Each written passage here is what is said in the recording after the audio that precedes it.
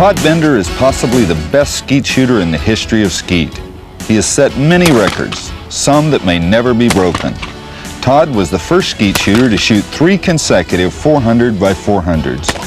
To date, he has won 9 world championships and has been on the All-American team 14 times. Todd's high averages are even more impressive. In 1987, his 20-gauge average was 100%. And again in 1991, he had a perfect 12-gauge average. His high overall average of 99.72 in 1991 will probably stand as a goal for skeet shooters for years to come. And it's a pleasure to watch him shoot. Hello, I'm Bruce Scott. I've been a shotgun shooter all my life, and I also shoot competitive skeet, although not with the same proficiency that Todd does. And like you, I'm always looking for ways to pick up a few more targets and improve my averages. And what better way to do that than to learn from one of the best in the world? And that's what we're going to do today. We're going to spend the day with Todd Bender. Todd, it's a pleasure to have you here today. Hi, Bruce. Thank you. And we look forward to having you teach us some of the techniques that's made you so successful in skeet. Well, you know, looking back on my career, the success that I've had shooting this sport, and more importantly to me, the level of consistency that I've attained shooting is not because of any nebulous or intangible gift or talent that I've been given. It's application of good, solid fundamentals. And that's what we really want to work on today and stress, is good, solid fundamentals and basics. You know, I do clinics all around the nation with my partner, John Shima, and I see so many times we get students, B shooters, C shooters, D, E, AA and AAA shooters that have attained a level of proficiency, but they've kind of plateaued. They've gotten to where they just can't get any better. And even though they're shooting great scores or breaking hundreds, that they're shooting as well as they'd like to, they don't have that consistency. They get low scores and high scores. They only break the good scores on their best days, but they have the bad days. And actually, they've learned to shoot in spite of themselves. By not applying good, proper fundamentals, they've gotten to the point where when everything's perfect, good pulls, good weather, they break the good scores. But when you get to a point where maybe the referee got a little slow or a hair fast, it kind of throws them off and they can't get through that.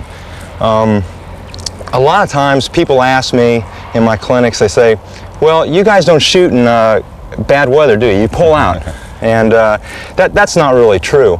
I travel and shoot 15 tournaments a year all over the nation. I'm going to catch bad weather. Sure. If you figure if I shoot 6,000 registered targets a year, I'm not going to get 6,000 perfect pulls. Shooters like Wayne Mays, Robert Paxton, and myself, we shoot in just as much bad weather and get just as many bad pulls as anyone else.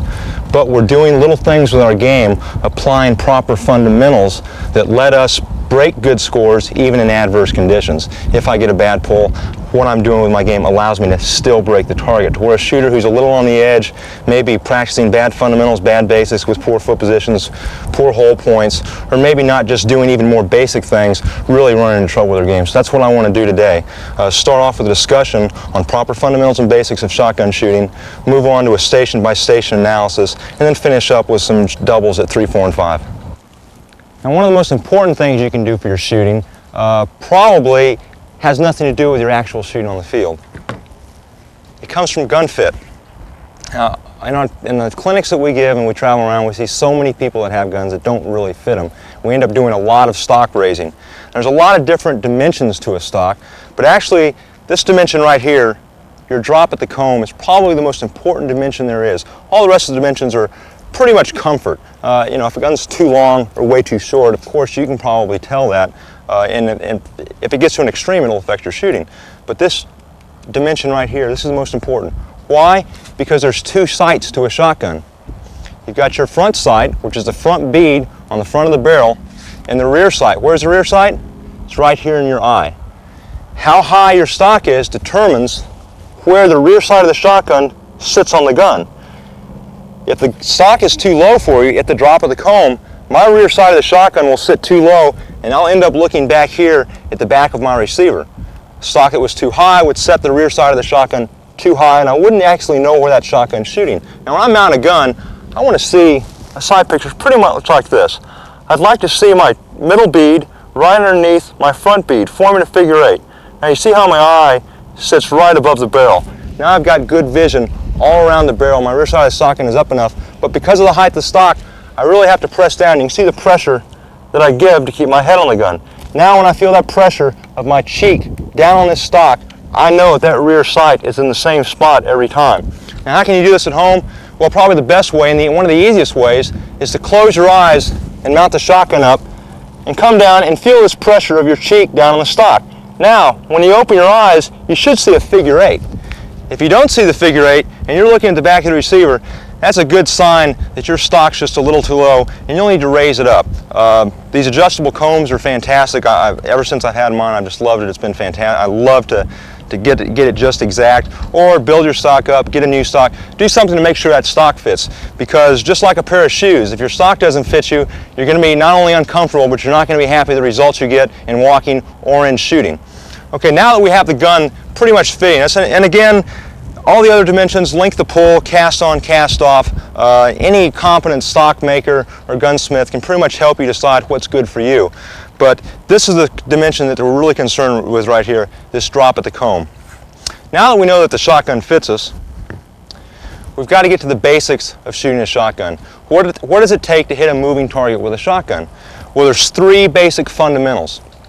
Now the first rule is, and this pertains back and gets back to our gun fit, is to have your head down on the gun. Right? I see more shooters in our clinics that have more problems of raising their heads coming out of the gun, and as they do that, they're not quite sure where that shotgun's shooting. Now let me demonstrate here. If I point right at the camera, my head's down on the gun, now I know exactly where that shotgun's shooting. Now let's say everyone in the camera there is a high 5. As I come across the field, I want to see this target break. So I raise my head. Well, now that you can see that my front sight and the rear sight, my shotgun, are not aligned. In fact, I'm pointing what I think is below the camera. So I bring my muzzle back up and align the sights. Well, if I put my head back down, I'll see that now I've gone up over the target. Anytime that you miss a target and think that everything looks absolutely perfect, you saw the right sight picture, you said, gosh, there must have been a hole in my pattern. How could I miss that shot? 9 times out of 10, you'll have raised your head and in turn raised the muzzle up and shot about a foot over the target. So head on the gun may be one of the most important things and one of my biggest mistakes on a skeet field. If I'm going to make a mistake, especially shooting doubles at 3, 4, and 5, I will more than likely come out of my gun. So at all times, and today we're going to talk a lot about keeping the head down, staying in that gun, keep the rear side of the shotgun back here, keep it down, tight on the stock. You know, archery shooters, when they pull back on the bow, they come back to an anchor point. They come back to that anchor point so they know that they're in the same spot every time. Well, when you mount the shotgun, if you feel the pressure on your cheek, now you know that rear sight is in the same spot every time, and now you know exactly where your shotgun's shooting. Now, if you can keep your head down, we get to the second and probably the most important fundamental, and that's have your eye on the target. Now, people at all times are saying, well, I see the target, I'm looking at it, but you're actually not. Now, let me show you what I mean. You see these targets we've set out there. What I'm going to do is take my finger, and I'm just going to look at that target, and I'm going to point at it. And that's awful simple to do. That's probably the easiest thing I can do is just look at that target and point. Now this is something you can do even in your own living room. Pick a spot on the ceiling or the wall. Here, I'll just point up in the sky. Now, I'm looking right at my fingernail, and I want you to get your focus on your fingernail. Now, while looking at your fingernail, don't look at anything else. Come back down and try to pick that point that you just looked at previously. Now, I'm going to come back down and try to point at this target.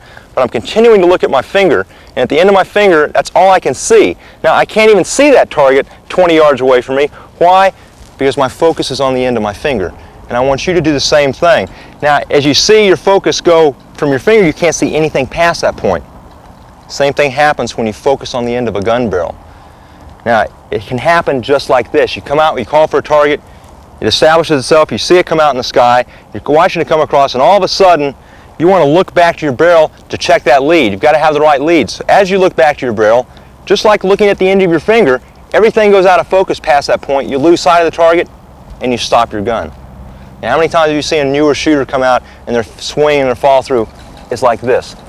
This is looking at the target, looking at the barrel, looking at the target, looking at the barrel, looking at the target, looking at the barrel. People always ask me, say, how can I have a smooth swing? I see all these great shooters, they're so smooth when they're shooting. How can I be that smooth? Well, go out to your gun club and hit that high house button and watch that high house fly all the way across the field. It flies at one smooth, even speed. How would you like to be smooth? Keep your eye on that target. That'll keep your fall through smooth. You'll move consistently at the same speed as that target. Right, when we were in college, we talked about watching these targets spin. Try to see the rings on these targets clearly. As that target comes out, don't just see a fast orange blur. See the ring, see the black rim, see the orange dome, the rings on these targets. Now we've got the sun out, you can see how the sun comes and highlights this side of the target while the orange here is almost in shadow. Right. Pick out spots on the target to look for.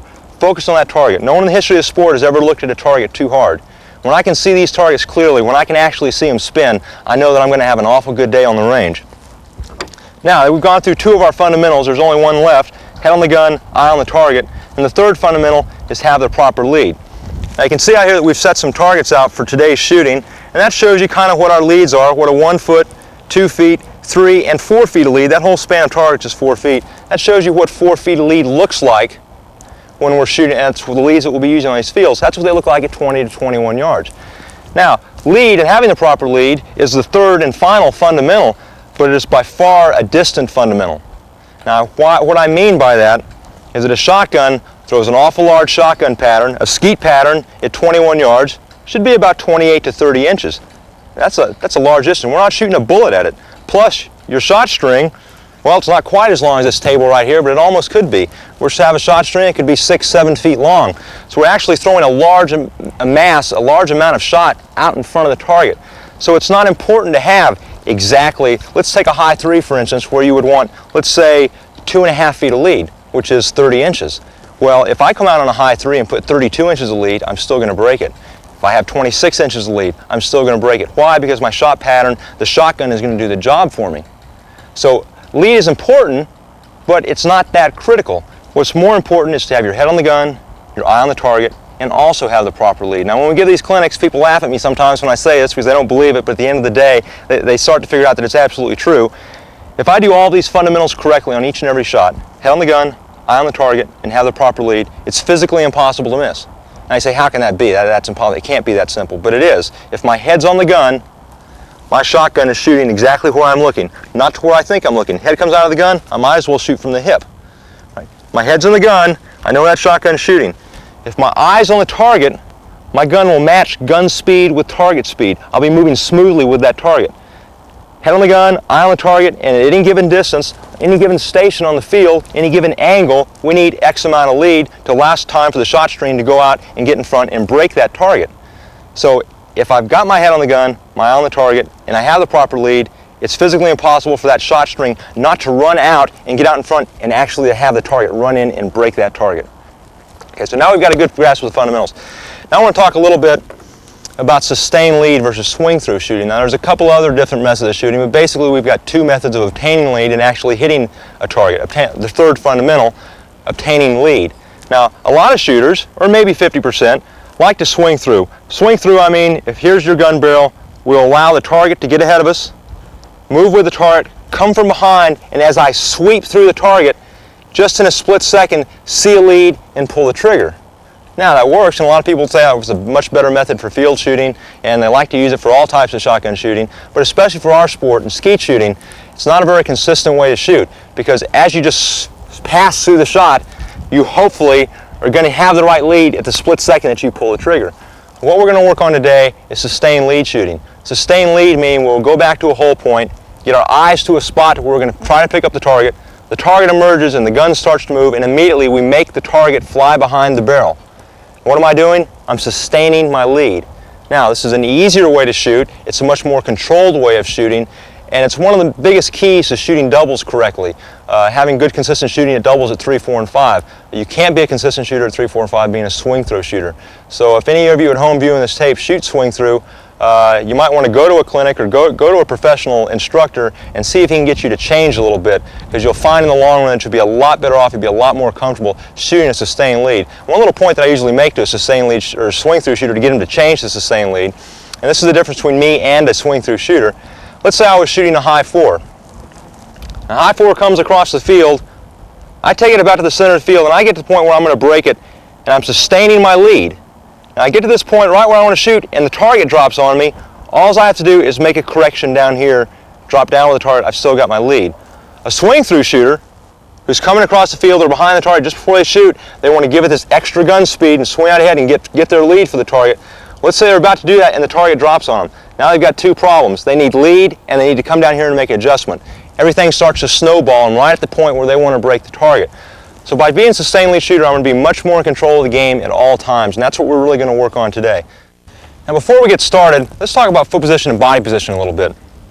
If I take a stance facing directly at the camera, if I were to mount my gun, we can see that standing directly at the camera here, that I can turn to this point right here and this knee locks up.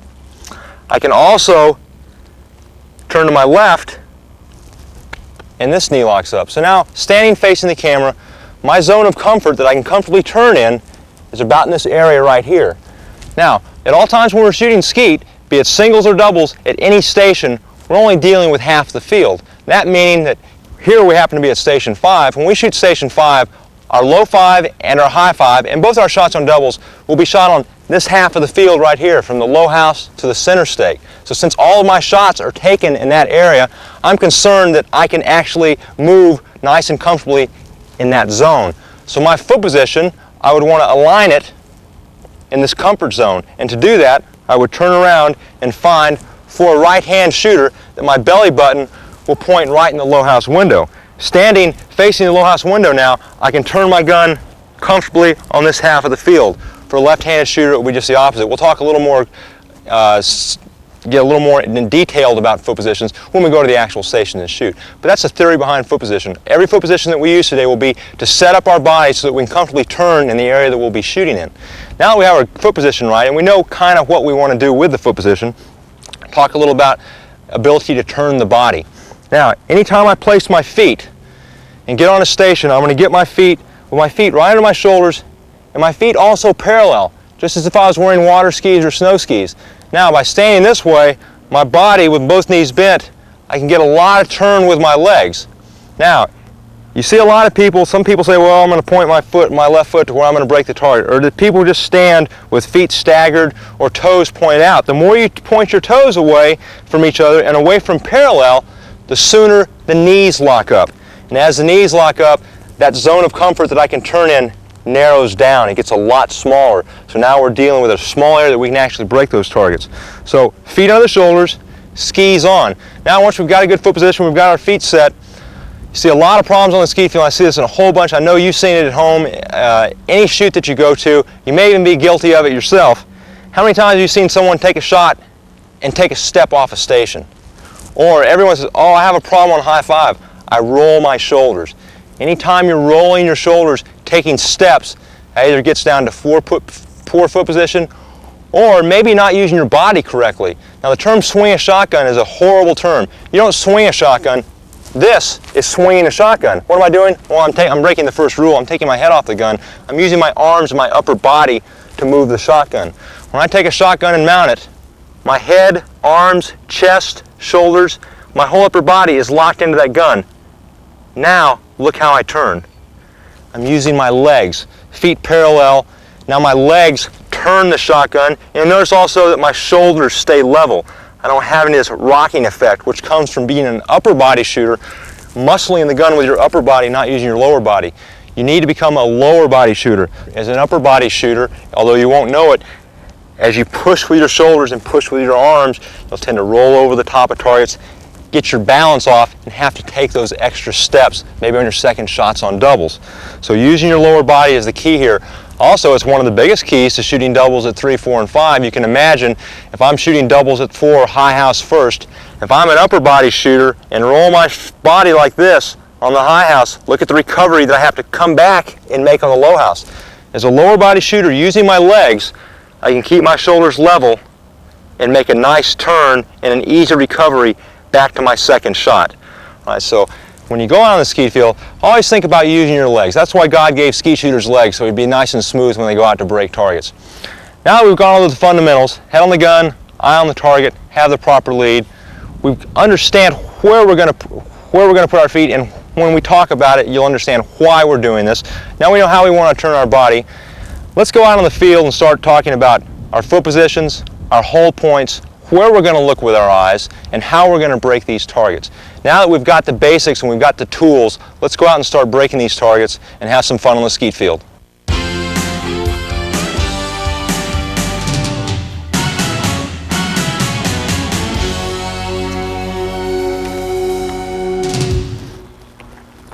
Station 1.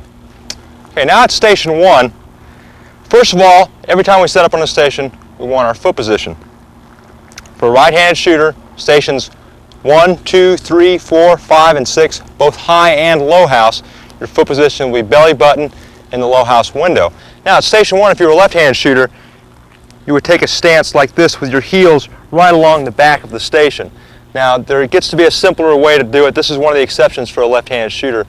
But for now, station 1, left-handed stance, facing straight out of the field, heels along the back part of the station. And for the right-handed shooter, like most of all the stations around the field, belly button in the low house window. As I close my gun facing the low house window, now I see that my gun points right at the center stake, and I have the ability to turn all the way over here for my low house shot and my second shot on double. So now I'm comfortable moving in this half of the field. That's why I want this foot position right here. Now your hold point on high 1, I want to talk about it a little bit. I might shoot it a little differently than most people. There's actually 2 methods of shooting high 1. One of the methods is as high 1 comes down, they get it where you're pointing right at it, and then you start moving down with the shot. As you move down with the shot, one of 3 things is going to happen. You're going to hit it, shoot over the top, or shoot right underneath it. Now my method is to get my hold point about 4 or 5 feet above the top of the hoop. Now at that point, the target, when it crosses the line of fire of my barrel at that hold point, it will be about 2/3 of the way to the stake. Now, as my barrel's at that point, I get my eyes shifted above the barrel, looking for the target, not way up, because that target's going to be down on my barrel fast enough. So as it gets down to my barrel, and just on the top of it, I have no gun movement at all, I let the target come, land on top of the barrel, and pull the trigger. Now by doing that, what I'm actually doing is sending my shot string from underneath and out in front of high 1. So now high 1 runs into my shot string here, here, here, or here. I'm using my shot string for this high 1 shot and have a higher probability to hit it. Alright, so let's try the shot. My foot position, of course, belly button in the low house window. My hold position, about where the target's going to be 2/3 of the way to the stake, from the house to the center stake, which is going to be about 4 or 5, maybe 6 feet above the top of the hoop. Now when I get to that hold point, I'll fix my gaze just above my barrel, making sure that I'm not focused on the end of the beads. Call for the target, see it, let it come down, set on top of my barrel, and then I'll fire. Foot position, hold point 4 to 5 feet above the top of the hoop. Pull! And a good shot. Let's see that one more time. Foot position, belly button pointing towards the low house window. Hold point 4 or 5 feet above the top of the hoop. Eyes just above the barrel. Pull! Okay, now let's take a look at one over the shoulder. Pull! Let's do that one more time.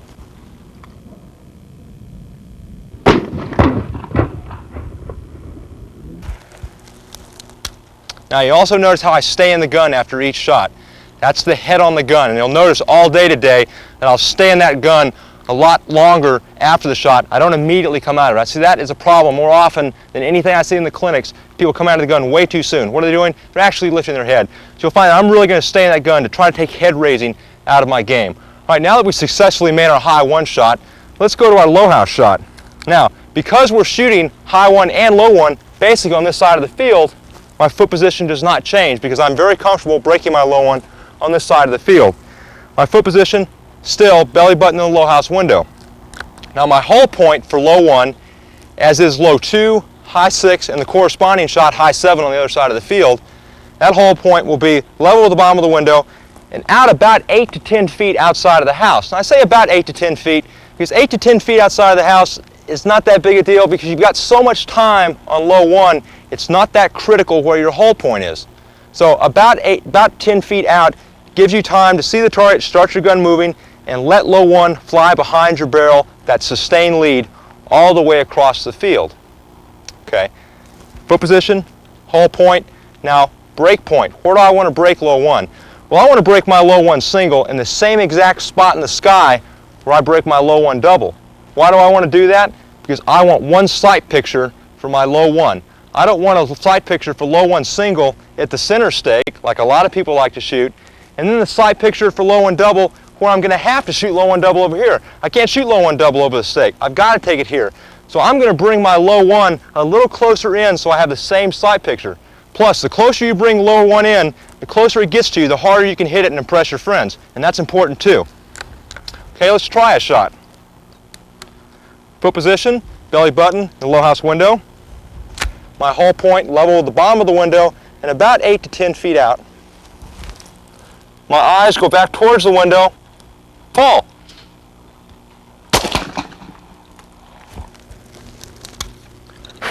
Let's do that one more time.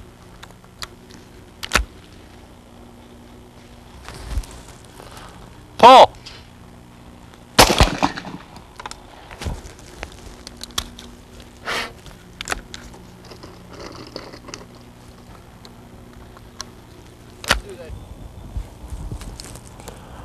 Pull.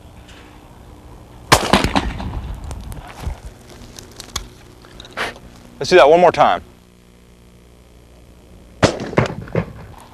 There's your shot for low one single.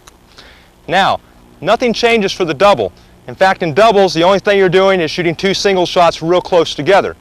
We'll have the same foot position because the shots will be fired in the same spot as our singles, and the hull points will always be the same.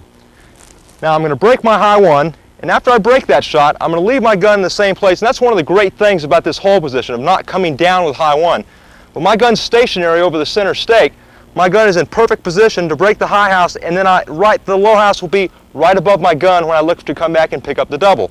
So as I see that target and get my eyes shifted to the second target, I come back with the low house and shoot at the same spot that I shot the single. Let's give it a try. Foot position, belly button, low house window. Feet right under my shoulders, skis parallel. Hull point for the double, same as the single. About 5 or 6 feet above the top of the hoop at the center stake. Pull.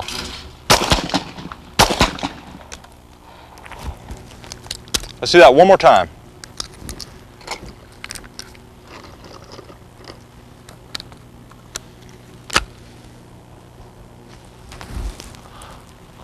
Pull. Okay, let's take a look at a pair over the shoulder.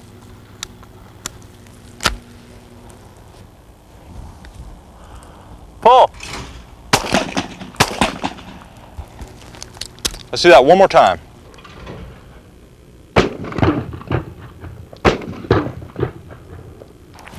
That's what our doubles at station 1 looks like. Now you also notice the timing that I had on that shot. Pull, bang, bang. Pull, bang, bang. A lot of times you see a shooter come out here and try to shoot their pairs at station 1 or station 7, and they'll go bang, bang, bang, bang. And people behind the fence, some of them are pretty impressed by that. But the only people who are impressed by shooting like that is people who know nothing about shooting. I'm not impressed by that because as you get to where you start getting your timing too fast on your second shot on doubles, at some point during the season, you're going to come across and want to pull that trigger in that same bam bam timing. The only problem is low one's not going to be there. It may be 5 feet lower. You may have a flat low one on the wind. So as you break the high house and come back and shoot that same timing, as you pull the trigger, you go, oh no, and see it down there, but the trigger's going to go off. So always think about good, solid, smooth timing on your double shots. Pull, bang, bang. Think a good, solid cadence. Bang, bang. That finishes up here at station 1. Station 2. Now at station 2, for a right-handed shooter, just as in station 1, your foot position will be belly button towards low house window. Because as you can see, I can comfortably turn on this half of the field, this area, while I'll be breaking both my high 2 and my low 2, both singles and doubles. Now, for a left-handed shooter, that foot position will change to belly button in the high house window. And for a left-handed shooter, that will work all the way around the field at stations 2, 3, 4, 5, 6, and even station 7, both high and low house. Now a left-handed shooter facing that high house window can comfortably turn on this half of the field where he'll be shooting all 4 of his shots here at station 2. Now back to right-handed shooter, I've got my foot position facing the low house so I'm comfortable where I'm going to shoot. Now my hull point at high 2. Now for station 2 high house, You never want to hold any closer in than straight out. Straight out being parallel to the fence, perpendicular to the baseline, the line between stations 1 and 7. Now I'll never hold there. I'll hold about 2 to 3 feet past straight out. Anytime you get any closer in than straight out, that target's going to beat you and you're going to have to come from behind and chase it down. So now by moving my gun hole point out to about 2 to 3 feet past straight out, I've kind of changed the angle of the shot, made it a little easier move for myself, and I can come out actually with sustained lead on high 2 and make a good shot. Now, that's where my hole point is, but here's one of the most important parts about that hole point, and you remember at low 1, I mentioned level with the bottom of the window. All of my hole points, all the way around the field, every shot is going to start with one important phrase. That phrase is level with the bottom of the window. Get that big hunk of wood and metal down out of your face so that you can see what you're shooting at. Right? That gun barrel acts as a curtain as you get it higher and higher and takes your vision away. You have a tendency to not see targets, want to pick your head up so you can get a better look at it. So keep your muzzle down and out of the way, level with the bottom of the window so that you can see. Even if high 2 beats me here, if my muzzle's down, it will beat me across and over my barrel where I can see. Remember that you can always move up and hit something that you can see. It's very difficult to move down and make a shot and hit something that you can't see. Now you've got your foot position, your hole point. My eyes are going to be just over my barrel here. Some people like to look into the window on high 2, but because that target is such a blur and it's impossible to focus on it right out of the window, I don't want to look right in there.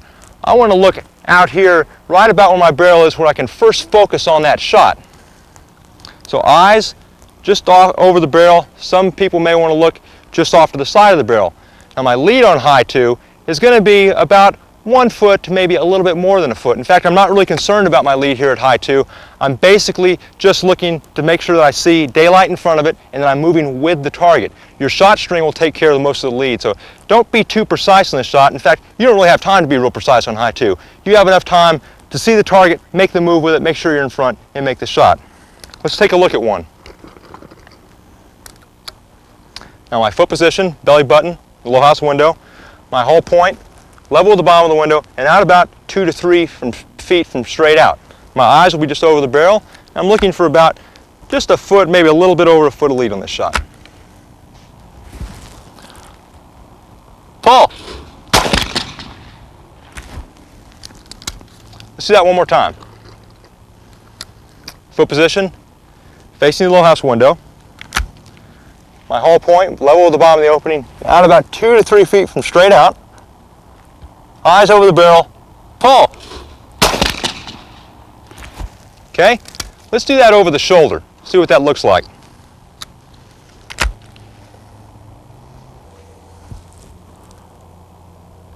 Pull. Do that one more time.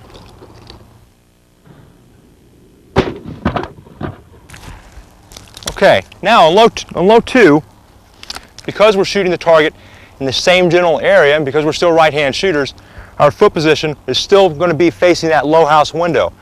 Now I'm going to break my low 2 about in the same spot that I wanted to break my low 1, right where I'm going to shoot my low 2 double, about right here in front of me.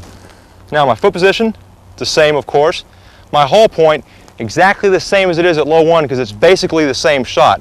Level the bottom of the window, out just about 8 to 10 feet from the house. Now when I get that hole point, my eyes are going to go back towards the window, call for the target, see it come out and make it fly behind my barrel. And when it gets over to this side of the field, I want to see about 1.5 feet to 2 feet of lead on this shot. The same lead that I would see on the double.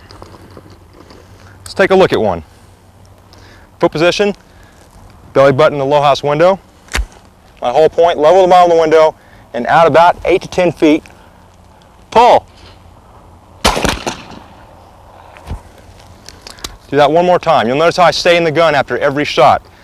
If there's anything that you can pick up, that's probably one of the most important changes you can make in your game is to stay with that gun.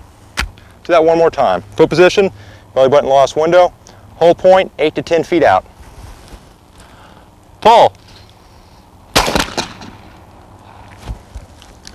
Now let's look at one over the shoulder, see what it looks like.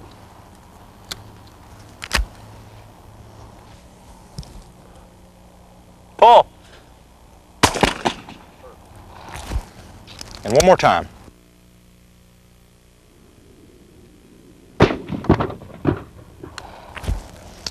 Okay, now our double shot here at Station 2 is going to be exactly the same as both singles that we took. Because we're shooting both targets in this area, foot position never changes. My hold position on high 2 is going to be exactly the same as it was on the single because it's the same exact shot. After I make my high 2 shot, I'll get my eyes to the other side of the barrel, look to the middle of the field to pick that second target up. Once I'm focused on the second target, my gun will go up to it. I'll bring it over here right in front of me, the same place I shot my single, and shoot about 1.5 feet to 2 feet of lead on that second shot. Remember the timing that we had at Station 1 and that cadence that you want to pick up. Pull, bang, bang. Pull, bang, bang. Let's take a look at a pair.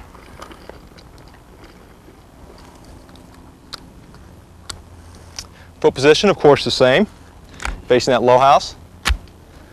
Hold point, level at the bottom of the window, and 2 to 3 feet out. From straight out. Pull.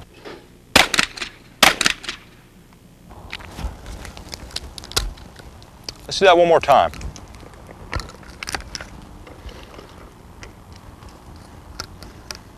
Foot position right, facing the low house window.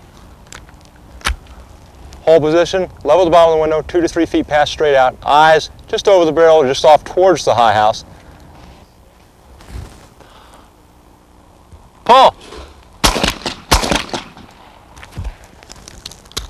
Now see what that looks like over the shoulder.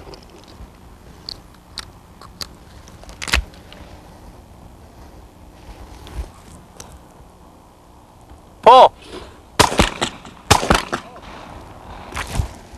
One more time.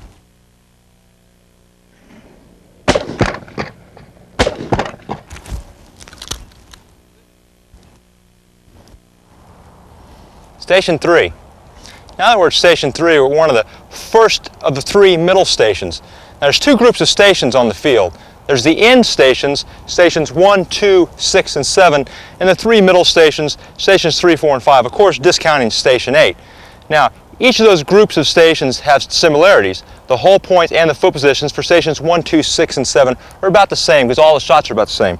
Now that we're out here on the middle stations, stations 3, 4, and 5, our hold positions, our foot positions, everything is going to be the same for all 6 shots. High and low 3, high and low 4, high and low 5 not only have the same foot position, but also the same hold position. So we're kind of taking these 3 stations and rolling them up into one big ball. What are we doing? We're making this game simpler for ourselves.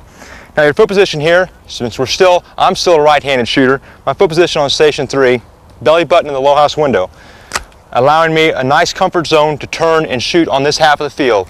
I'll break both my high and low house on this side of the field, the low house maybe at the center stake, the high house 10 to 15 feet before the center stake.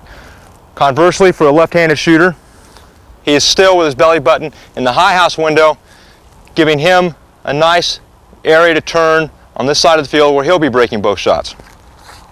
Now we've got our foot positions here, and we know that this foot position works for a right-hand shooter all the way across the field. Now we go to our hold points. Now, for stations 3, 4, and 5, the 3 middle stations, there's one hold point. And that hold point is for the 3 middle stations, 1/3 of the way from the house we're shooting to the center stake. We're going to shoot high 3 first. So level at the bottom of the window and out 1/3 of the way. Now 1/3 of the way is a little further out than most people would hold. In fact, a lot of people say that's a long way out. Well, it actually is. But by holding that far out, and because we're looking for a longer lead here, I want to get my hold point further out so I can establish that longer lead sooner. But now that I've come out 1/3 of the way, I've done one thing with my game. And I've taken the puller, I've taken the referee out of the game. The closer that you hold with your muzzle into that window, the more of a chance you have to be behind that target. Now that I'm holding 1/3 of the way out, I look back for the target. If it's slow, I'm so far out, I'm waiting until I see it anyway. If it happens to be a fast pull and catches me by surprise a little bit, I'm so far out that I can still make a good move and already be ahead of it. Already establish my lead, already be ahead of the target. Now, I got my hold point, level by the opening, 1/3 of the way out. Now my eyes go halfway back. Now like we talked at Station 2, I don't want to look right in the window because the only thing I'm going to see right in that window is a big blur. So I want to get my eyes a little further out away from the house, about halfway between my hold point and the window, so that I can see that target come out. I'll see that blur out of my peripheral vision over here. By the time it's come out and is about 6 to 7 feet outside of the window, now I'm looking right at it, I've got it focused, and I can take that target out and see it really well and already have my lead established. Foot position, hold point, eyes. Now that we're at station 3, what's the lead we're looking for? We're looking for something about 2.5 to 3 feet of lead. Now why do I keep saying about 2.5 to 3? Well, remember earlier in the video when we started talking about lead, it's not that important. My shotgun will take care of the exactness of the lead. A good pattern, a good shot string, as long as I'm about 2.5 feet, maybe 3 feet ahead of this high house, I'll get a good break on it. Let's shoot one. Now, at all times, think about the fundamentals. Foot position, belly button in the low house window. My whole point, level with the window, 1/3 of the way out. My eyes are going to go halfway back, and in each and every shot, head on the gun, eye on the target. Foot position, whole point, 1/3 of the way out, level with the bottom of the window. Paul! Let's do that one more time. You know my foot position's correct. My whole point, 1/3 of the way out from the house to the center stake, level with the bottom of the window. My eyes go halfway back. I'm looking for about 2.5 feet of lead. Paul! Now let's take a look at one over the shoulder.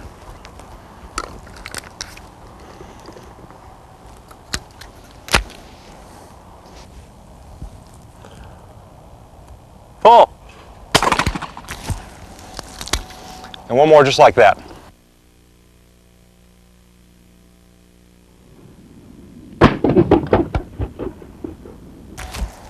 Okay, now low 3. Now since I'm shooting low 3, approximately the same spot on the field that I would shoot high 3, I'm going to leave my foot position exactly the same because I'm comfortable shooting at that point. My whole point, because it's still one of the 3 middle stations, and I'm looking for about the same lead, maybe a little bit longer. My whole point, even on the low house, level the bottom of the window and out 1/3 of the way from the house I'm shooting to the center stake. Even here, my eyes go halfway back between my barrel and the opening. My lead here, about 3 to 3.5 feet, maybe even 4, about half the back of that trap house, or the 4-foot span of targets that I've set out in the field. Let's shoot a low house. Foot position, same as it has been for a right-hand shooter, facing that low house window. My whole point, level the bottom of the window, 1/3 of the way out, my eyes go halfway back. I want to shoot this target right about the middle of the field. Paul! Let's do that one more time. Good foot position. My whole point, it's one of the 3 middle stations, so I'll be holding 1/3 of the way out, level at the bottom of the window, eyes halfway back, shoot the target right over the middle of the field with about 3.5 feet of lead. Paul! Okay, let's see how that looks over the shoulder.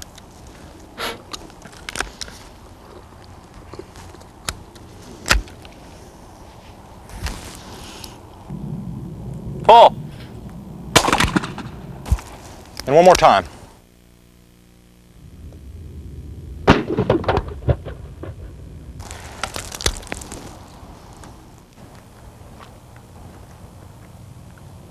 Station 4. Now at Station 4, we're again right in the middle of the field, but this is just another one of the middle stations. So everything we did at Station 3 is going to apply here.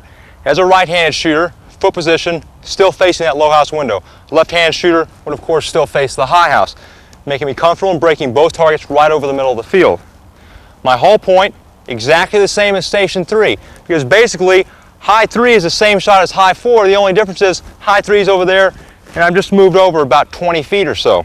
So my whole point, 1/3 of the way out, level the bottom of the window, my eyes go halfway back, looking for the target. When the target comes out, I'll make that target fly behind my barrel, about 3.5 to 4 feet, and want to shoot it right over the middle of the field.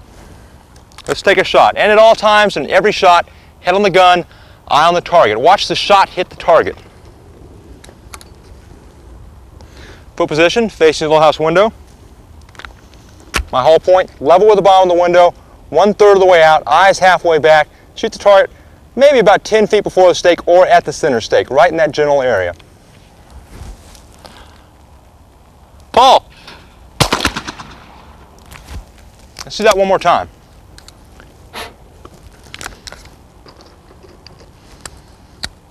Same foot position, facing the low house window. Whole point, 1/3 of the way out, level the bottom of the window. Eyes halfway back between the barrel and the house. About a 3.5 feet of lead right over the middle of the field. Pull! Now see what it looks like over the shoulder.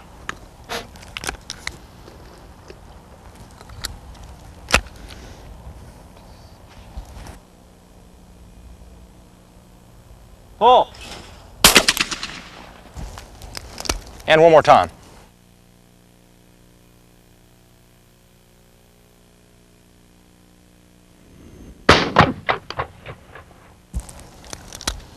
Okay, now low 4. Now you notice I take a step over here. This is just personal preference, like we were talking about foot position over at station 3. It does not matter where you stand on the station, and you'll find that even though I've come to this corner because I just like to do it, I'm still facing that low house window because my low house shot, just like my high house shot, is going to be taken in the middle of the field where I'm most comfortable pointing the shotgun. Now, foot position, facing the low house window, hold point, same as high 4. Even here, even on the low 4, my gun muzzle is down and out of the way, level with the bottom of the window, 1/3 of the way out. My eyes now, instead of halfway back, and it's really easy to remember, here in the middle stations, you've got your hold point, you've got 3 middle stations, your hold point 1/3 of the way. Where do your eyes go? Well, they're the middle stations, so my eyes go halfway back between my barrel and the house that I'm shooting at. But on low 4, and when we get over to low 5, my eyes go in a little closer to the window, because as you can see, on most high house targets that you shoot, in most gun clubs, you've got a sky background. It's a lot easier to pick up that target coming out of the sky. Almost every gun club you go to, and here is no exception, you've got some trees, some ground, you've got some clutter in that background. It's a little tougher to pick up that second shot. So instead of looking halfway back, my eyes are going to go into about 3 to 4 feet off the window, just to give me a chance to better see that low 4. Lead, same as it was on the high house, about 3.5 to 4 feet, and again, break it. At the stake's fine. I like to break mine maybe 10, 12 feet before the stake. Let's shoot one. Belly button in the low house window. Hold point, level the bottom of the window, 1/3 of the way out. Eyes just a little closer in than halfway, 3 to 4 feet off of the window. Pull! Head on the gun, eye on the target. Let's do that one more time. Good solid foot position.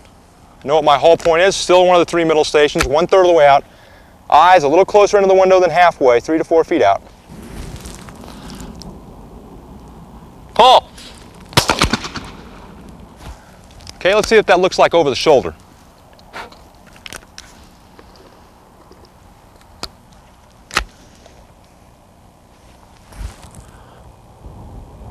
Pull! And one more time.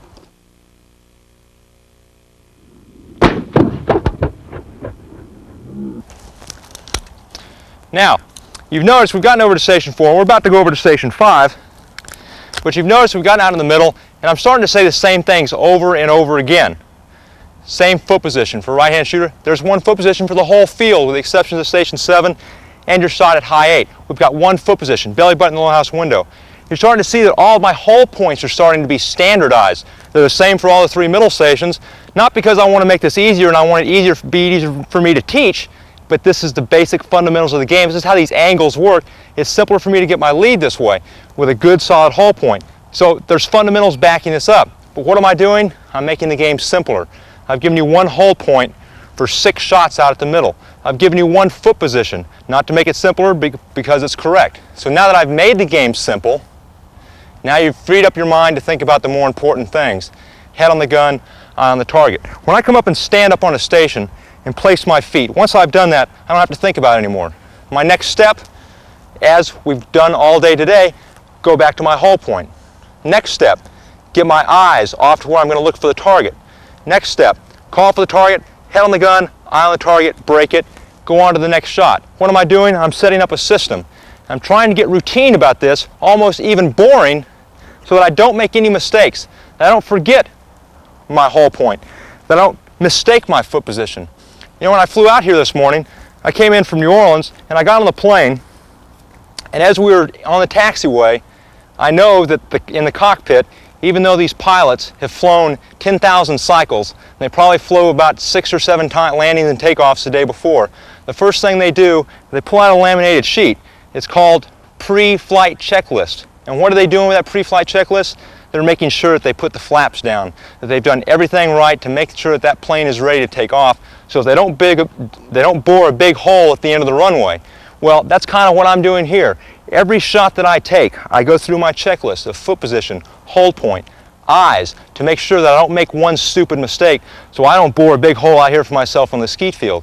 And as this is starting to get routine and boring, that's the way it should be. Start to become mechanical in your game. Start to do the same thing over and over again. That's where your consistency is going to come from. That's how your scores are going to go up. Station 5.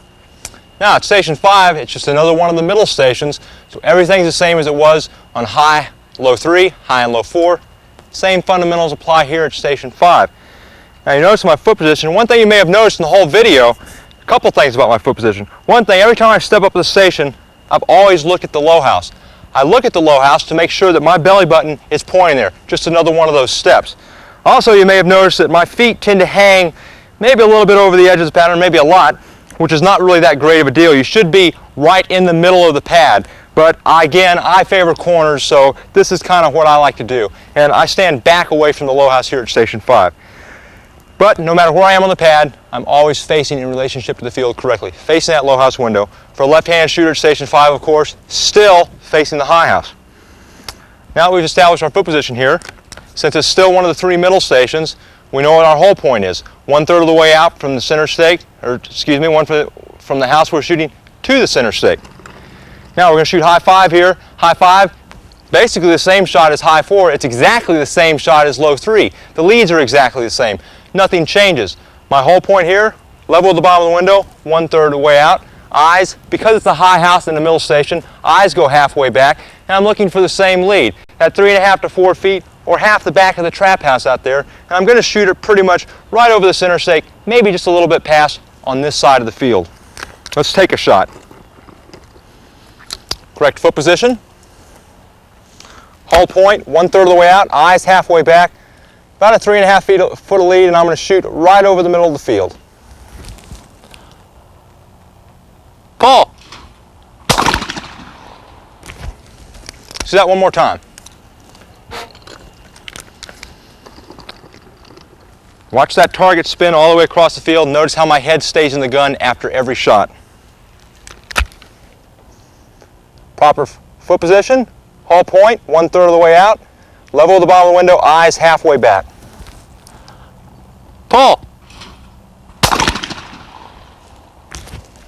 Now let's see what that looks like over the shoulder.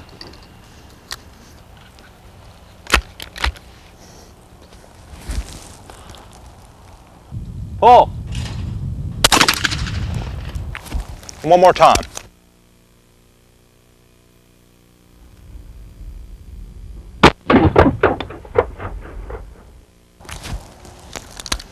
Okay, now low 5.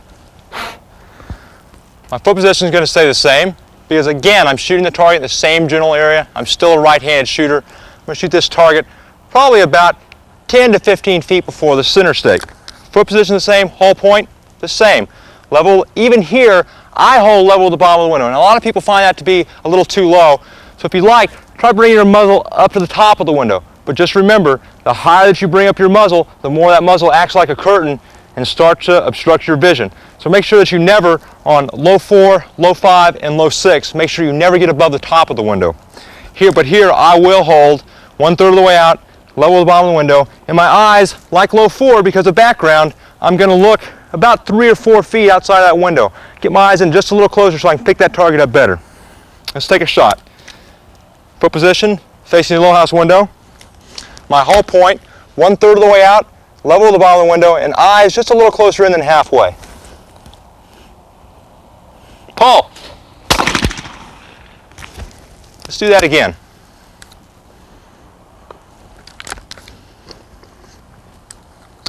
Same right-handed foot position as is all the way around the field, facing that low house window. Hold point, 1/3 of the way out. Eyes close into that window, 3 to 4 feet outside of the window. Pull.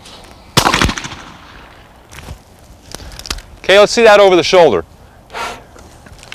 See exactly what that 2 to 2.5 feet of lead looks like here at low 5. It's going to be the same as high 3. Same sight picture. Pull. And one more time.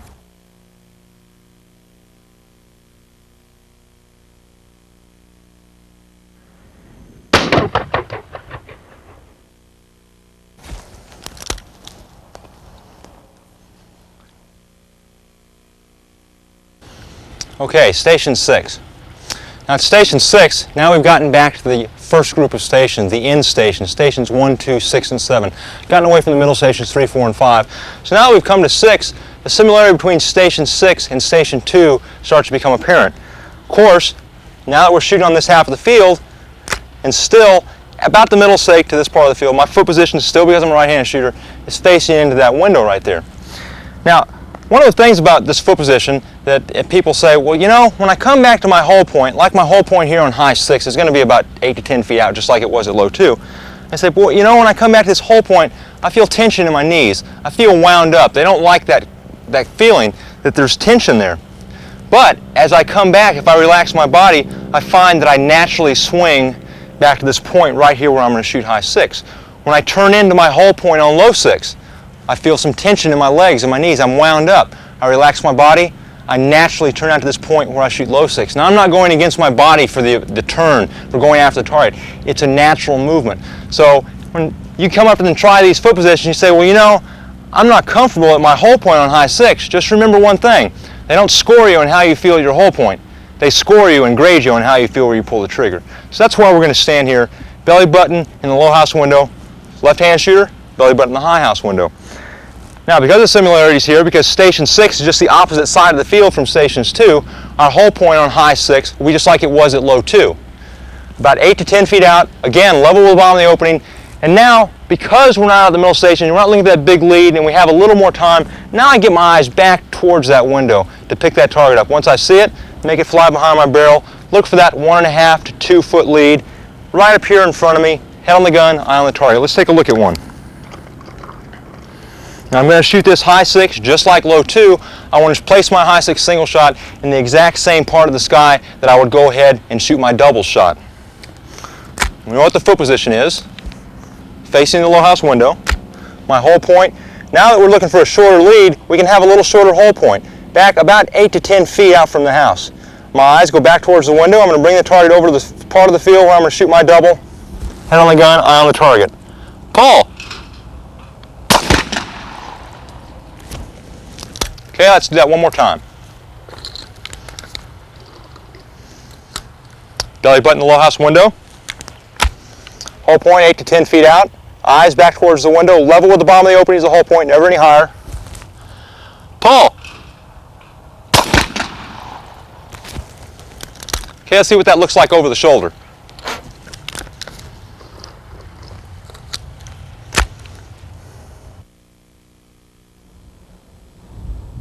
Pull.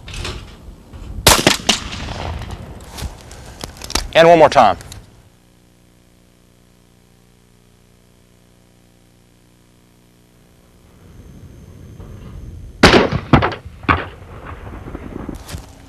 Okay, low 6. Because I'm breaking low 6 in about the same part of the sky, the same part of the field, my foot position is not going to change one bit. So I leave my belly button facing that low house window. Now my low 6 shot, as far as my hold point and where I put my eyes and even my lead, is exactly the same as high 2. It's the same angle shot, it's just on this side of the field. So with the correct foot position, I know that just as in high 2, I never want to hold any closer in than straight out. Straight out being parallel to this fence, perpendicular to the baseline, the line running between stations 1 and 7. So knowing I don't want to hold any closer in than there, and usually I find that I like to come 2 to 3 feet out, just like high 2, changing the angle, making it so that I don't have to make as big a move to go over and pick up low 6. Now, with 2 to 3 feet past straight out, I can see low 6 coming at me. By the time it gets close to my barrel, my gun's moving, and I've got a sustained lead on it. I can see that about a foot of lead, maybe a little bit more. Again, like high 2, lead's not that critical here at low 6. It's more important that you match gun speed with target speed. Make sure you see daylight, get out in front of it, and low 6 will break. Your shot string will take care of that. Let's shoot a low 6 single. Correct foot position. Hold point. About 2 to 3 feet past straight out. And like low 5 here, I may hold my gun about the top of the window. Still no higher than that. I don't want that target to get under my barrel and beat me at any time. My eyes look right over the barrel. Pull! Let's do that one more time. Fundamentals, every shot. Proper foot position. Get that routine established. Hold point, 2 to 3 feet, pass straight out, eyes just over the barrel, looking for about a foot of lead, head on the gun, eye on the target, watch that target spin.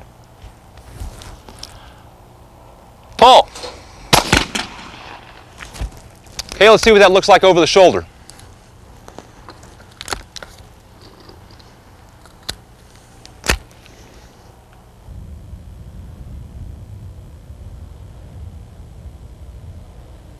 Pull. And one more time.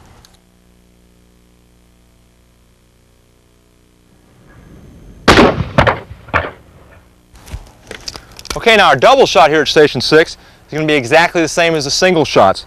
Because both shots are taken at this part of the field, our foot position stays the same. My double shot on low 6 will be taken exactly the same time as my single shot. I'm shooting it maybe 10 feet, 12 feet before the stake, so I'm allowing myself ample time to pick up the high house. I've got a lot of time to shoot that target. It's not going to get over here before I expect it to and beat me. So I'm going to place that single shot, the double shot the same way I shot the single shot. Then after I take that low house shot, I'll get my eyes towards the middle of the field to pick up the second target. Once I'm focused on it, then I will bring the high house right over here and shoot the high house double in the same place that I shot my high house single. Let's take a look at a pair. Proper foot position. Know what our hold point is, about 2 to 3 feet, pass straight out. Eyes just over the barrel for me. You may find you like to look a little closer in. Pull. Let's do that one more time.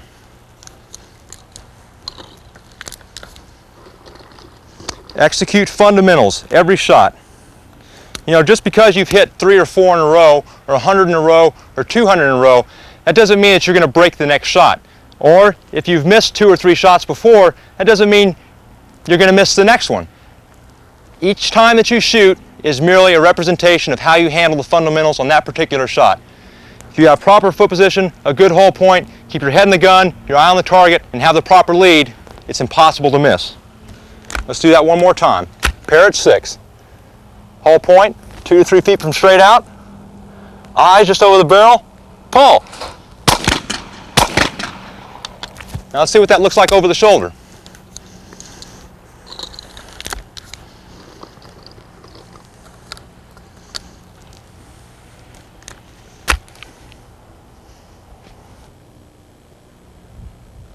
Pull. And one more time.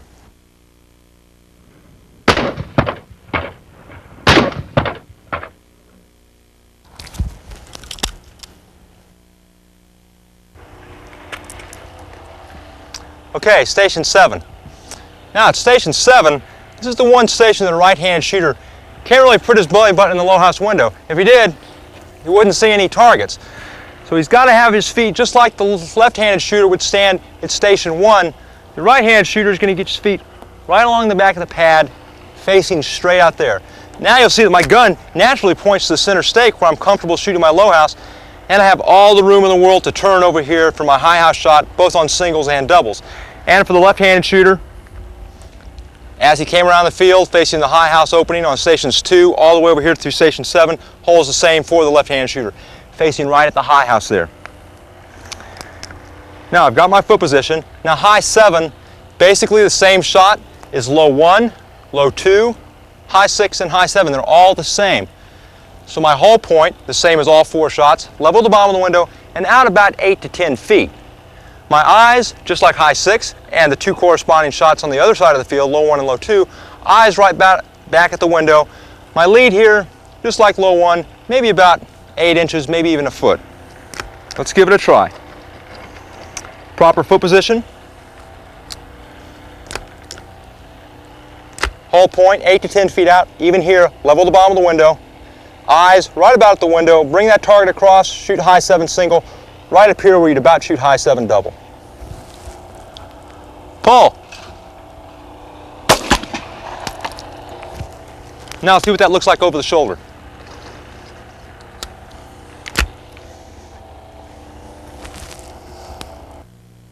Pull. And one more time.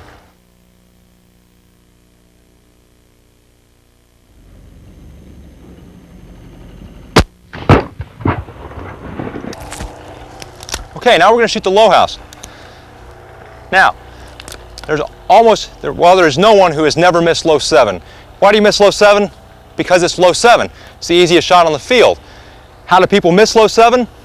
Usually by holding their gun right where they think that target's going to be, holding a little too high, and then what do? They shoot it just like if they had their eyes closed. They just load the gun, they're going through the motions, not even looking for low 7.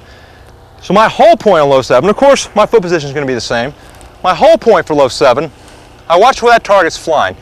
It should cross right through the middle of the hoop at the center stake. I'm going to find that spot and hold about a foot lower than that. And why do I do that? I do that for 2 reasons. One of the things that I do all the way around the skeet field with all these hole points, holding low, holding a little further out, I'm always looking for that irregular target. I'm waiting for that one flat low 7 to come out and come underneath my barrel so I don't see it. That's going to turn my 100 straight into a 99. So my gun muzzle's down so I get a good look at it. But now also with my gun down, I get a good look at low 7, and now I've got to make a move up to low 7. I have to do something to break the target. It's not a matter of just loading the gun and closing my eyes and call and pull. Now I've got to think about low 7 and make a shot just like I would do at high 2 or even high 3. So let's give one a try. Foot position, the same as you would on high 7 single. My whole point, about a foot below where that target's been flying. I might hold right about at the bottom of the hoop. Now on a windy day, I'd probably even hold lower. Where are my eyes? Right over my barrel. I'm just making sure that I'm focused out in the sky and not looking right at the end of the barrel, because we know we don't want to do that, just like looking at the end of your finger. Keep your eyes out there where that target's going to be and watch it spin. Pull. Now let's see what that looks like over the shoulder.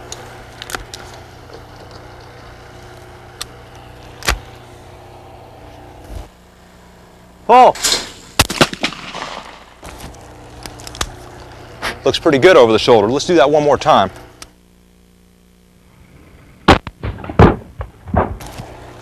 Okay, now we're going to shoot a pair. Now your doubles at 7, just like your doubles at 1, 2, station 6. Your double at 7, same as your single shots. Foot position doesn't change because I'm comfortable moving on this part of the field for both shots. My whole points don't change. I'm going to shoot low 7 exactly the same way as I did on the single shot. And I'm going to bring my second shot, my high 7 double, right to the same spot where I shot my single on this side of the field, right out here in front of me. Remember the timing that we talked about at station 1. Don't try to impress people by going pull, bang, bang. Remember the cadence, pull, bang, bang, bang, bang. Take your time, make sure of both shots. How many times have you heard people broke a 99 after missing high 7 double by not making sure they had a good shot on it and saw a proper sight picture? Let's shoot the pair. Hold position just like you would on the 7, on the double and low 7. Pull. There you go. Now let's see what one looks like over the shoulder. Remember, keep that muzzle low. Can't hit anything that you cannot see.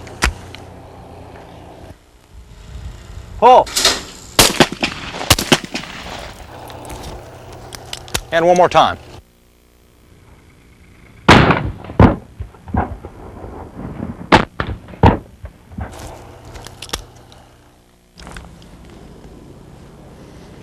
Okay, station 8, high house. Now we come out to the middle of the field and we're going to shoot the high house here on station 8. Remember that high 8 is really basically the same shot as high 7. The only thing is it's 60 feet closer to the high house. We've cut the distance in half and come halfway to the middle of the field. So since high 8 is basically the same shot as high 7, my foot position is going to be the same. It's going to be the same body movement. So for a right-handed shooter, my foot position on high 8 is the same as my foot position at station 7. For a left-handed shooter, they would face the high house just like they did at station 7. And now we've got our foot position here at station 8. Okay, how I shoot station 8, both high house and low house, what I call kind of making a triangle. Now, your hull point coming out forms the bottom leg of the triangle. Here's your hull point. Now the target flight path coming up at this angle like this forms a hypotenuse, and all you do is move up and meet the target. So it's not a matter of going over and chasing it. You see the target, the gun's down and out of the way, you look right back in the window, you see that target come out, you just move up and make the shot. Now I like to shoot my high 8 and my low 8 about halfway to me, half the distance from the house to the center stake. Now you don't want to shoot your high and low 8s way up here. It's a lot tougher shot up here because that target seemingly speeds up as it gets over the top of you. Plus, when you're shooting right up here, your pattern may be about this big. When I can shoot high and low 8 out halfway from the house to the center stake, now my pattern's had a chance to open up and I've got a lot better chance to hit high 8, and it's a little easier shot. Also remember, there's not a lot of body movement on this shot. It's pretty much all left hand. I have a little bit of a turn, but my left hand takes the front of the gun and pushes it up, covering the target up and shooting it. Let's shoot one. I've got my foot position, facing straight out just like I do at Station 7. My hull point, level the bottom of the window, and out about 3 feet. Now my eyes go right back into the window, call for the target, and shoot it halfway to me. Pull! Okay, let's do that one more time. Again, proper foot position. You'll find some people like to stand up here at the front of the station. That tends to get the target coming over me, and especially if I get an inside target, I don't like that angle too much, so you can kind of play with it and see what you like. You also notice that I stand the furthest back part of the station that I can, so I like the angle better here, so I'm going to stand back away from my high house shot, and get as far back as I can, and stand at this back corner of the station. Let's do that one more time. Foot position, just like Station 7, facing straight out. Hull point, level the bottom of the window, out about 3 feet off the window, eyes back in the hole. Pull! And really no lead on this shot at all, just shoot right at it. Now let's see what it looks like over the shoulder.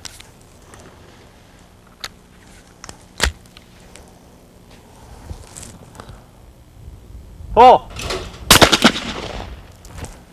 Let's do that one more time.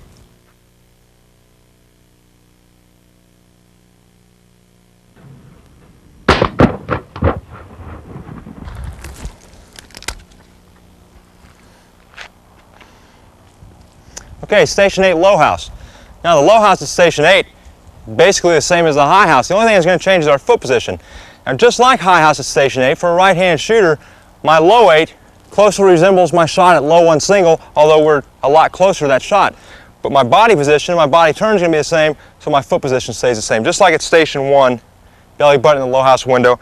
And also I've got my feet back to this back corner of the station, so I get as far away from that target as I can to allow myself some extra time. Now you notice as we worked our way around the field today that almost every shot on the field was belly button in the low house window. There's only 2 exceptions, Station 7 and high 8 for a right-handed shooter. Now for a left-handed shooter, you'd be standing just like you would stand at Station 1 because it's the same shot. All right? The exception for the left-handed shooter when not facing the high house is of course Station 1 and the high 8. Just the opposite from what a right-handed shooter would experience. So now we've got our foot position. Now low 8 is the same shot as high 8, so my whole point is exactly the same. Level the bottom of the window, even on the low house, because I'm concerned about seeing that target. So I've got my muzzle down so I can see over the top of that big hunk of wooden metal in my face. Level the bottom of the opening, and out about that same 3 feet off the window. My eyes will go right back in the window, I'll call for that target, and want to break it about halfway to me with no lead at all, just point right at it and shoot. Head on the gun, eye on the target, fundamentals at all times. I've got my foot position, facing the low house. Hole point, level the bottom of the window, and out about 3 feet. Eyes in the hole. Pull! Let's do that one more time. Going through our routine, foot position, hole point, level the bottom of the window, 3 feet out, eyes in the hole, pull! Head on the gun, eye on the target. Let's see what that looks like over the shoulder.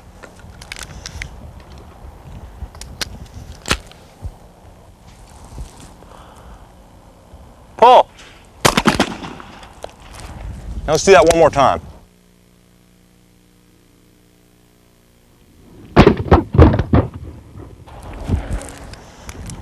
And always remember, always shoot twice at low 8. Okay, now that we've got all of our shots down for our singles, stations 1 through 8, and our doubles at 1, 2, 6, and 7, now we need to concentrate on our doubles here at 3, 4, and 5. That's kind of where the game has gotten to now.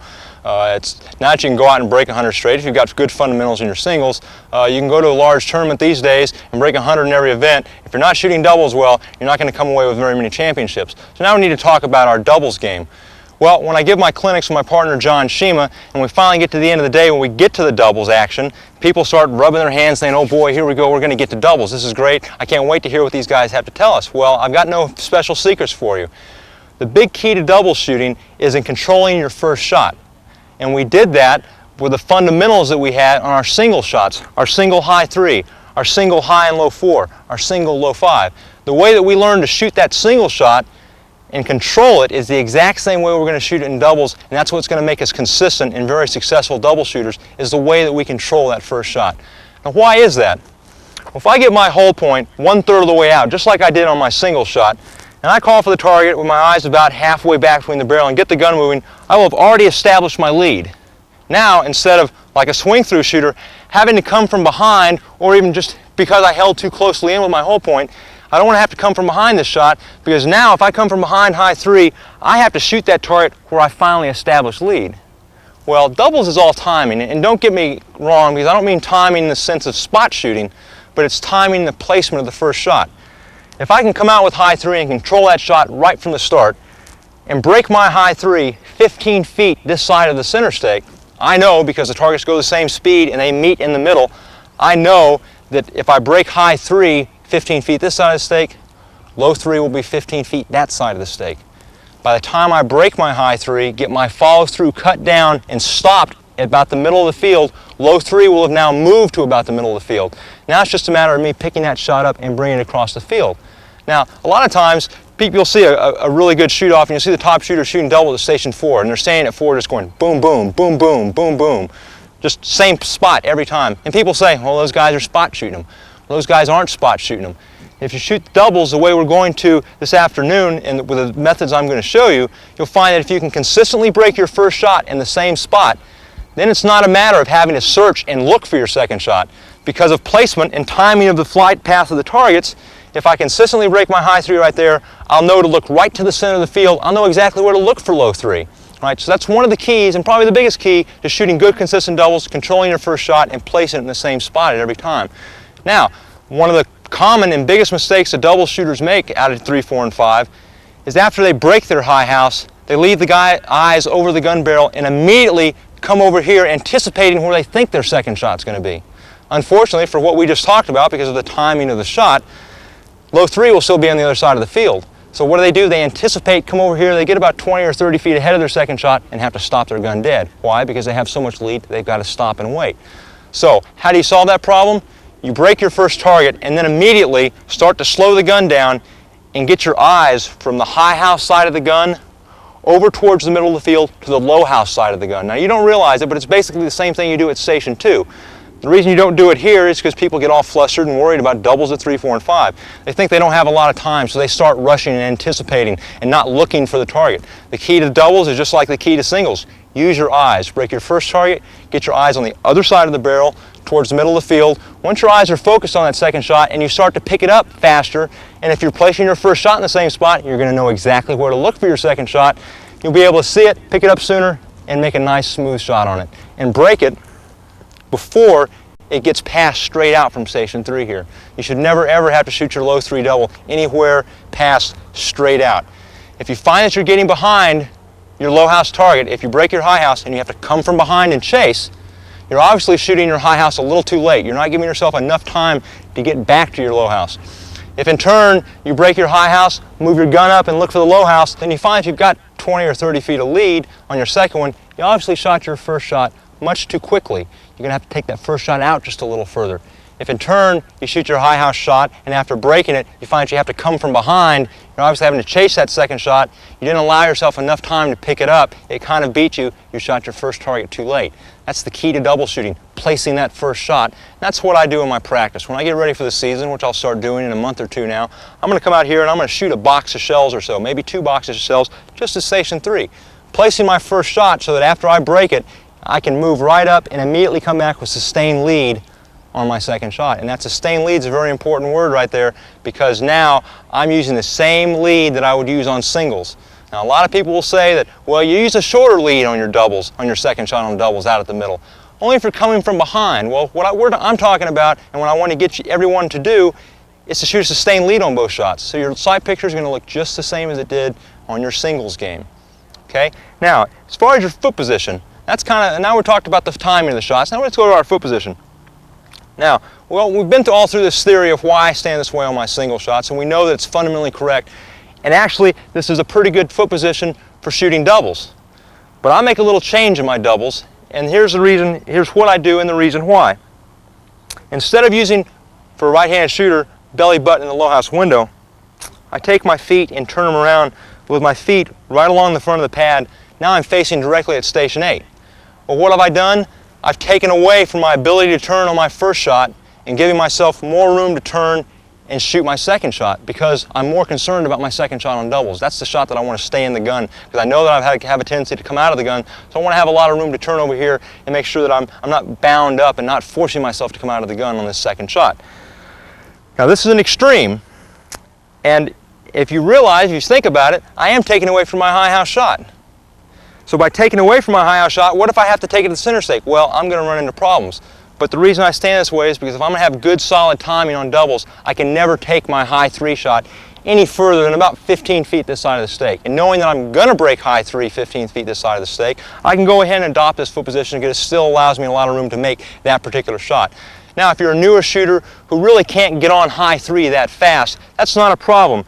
Just tailor your foot position somewhere in between my extreme of facing that center stake and the singles foot position, which will still work just fine at doubles, facing directly in that low house window. Find somewhere in there that allows you to break the first target comfortably and then come back on the second one. And for the newer shooters, this is important also. Don't try to shoot doubles too quickly. What I mean is, don't get and start shooting doubles when you don't have your singles game down. Because if you start doing that, you'll start rushing your first shots and picking up bad habits on your first shot. I'd rather see a newer shooter make a good single shot on doubles, even if they're taking the first shot at the center stake, and then maybe coming from behind and chasing their second shot.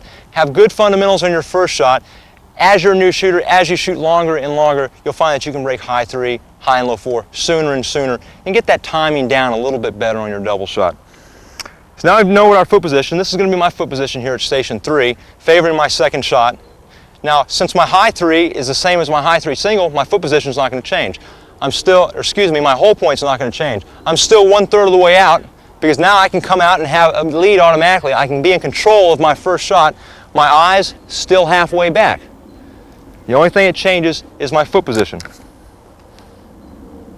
Now let me slip my earplugs in here, because I'm already halfway deaf and I don't want to go completely deaf.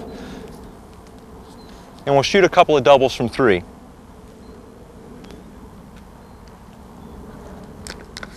Foot position, facing the center stake.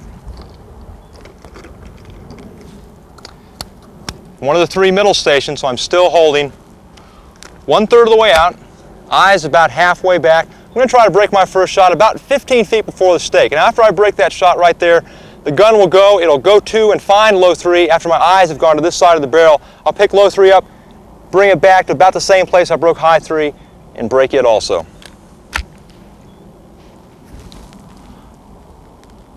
Pull! And notice how the head stayed in the gun. If I'm going to make a mistake in a double shoot-off, it'll be from raising my head. You know, I always think about 2 things before each single shot that I take. Every shot that I take, I'm always thinking head in the gun, eye on the target. I know how important those fundamentals are, so I think about them every shot. When I get into a double shoot-off and shoot out here in the middle, I'm thinking one thing: head on the gun, head on the gun, head on the gun.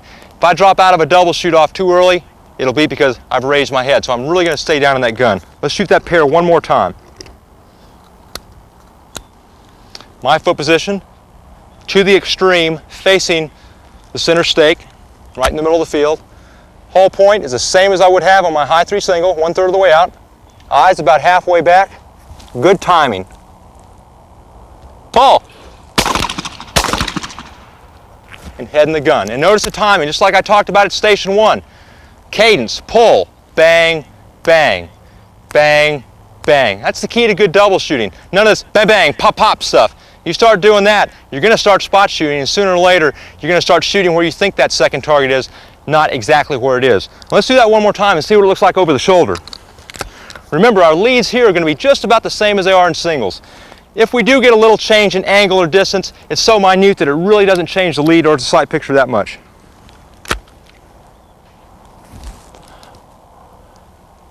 Pull! Let's do that one more time.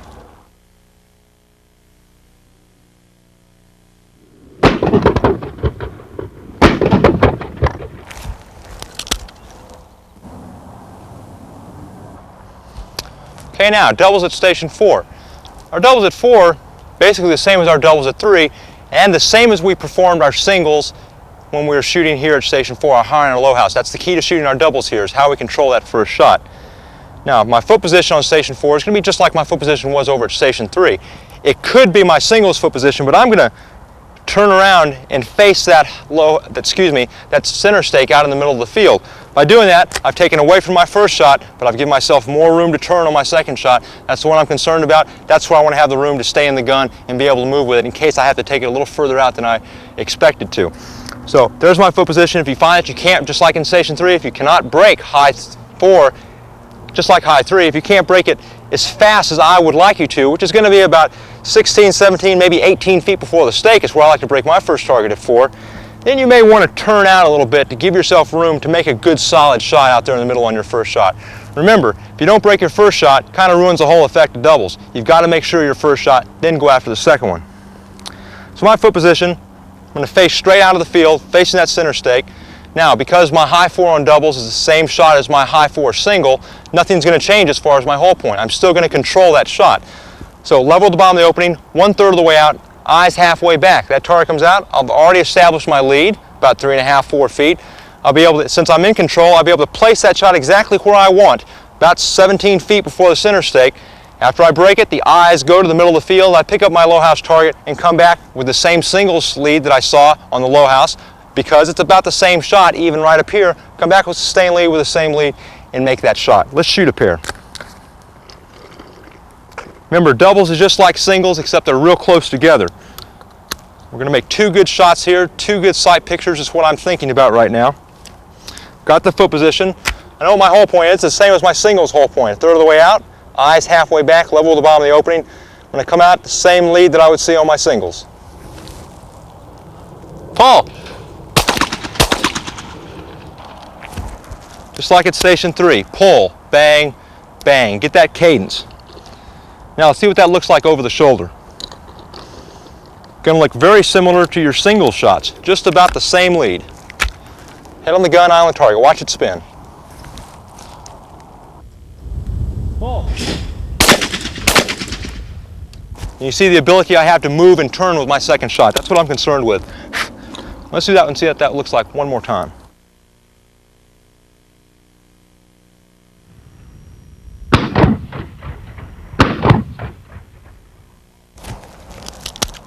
Okay, that's our pair at 4 from the high house first. Now let's turn around and shoot our low house first. First, I'm going to have to get some ammunition.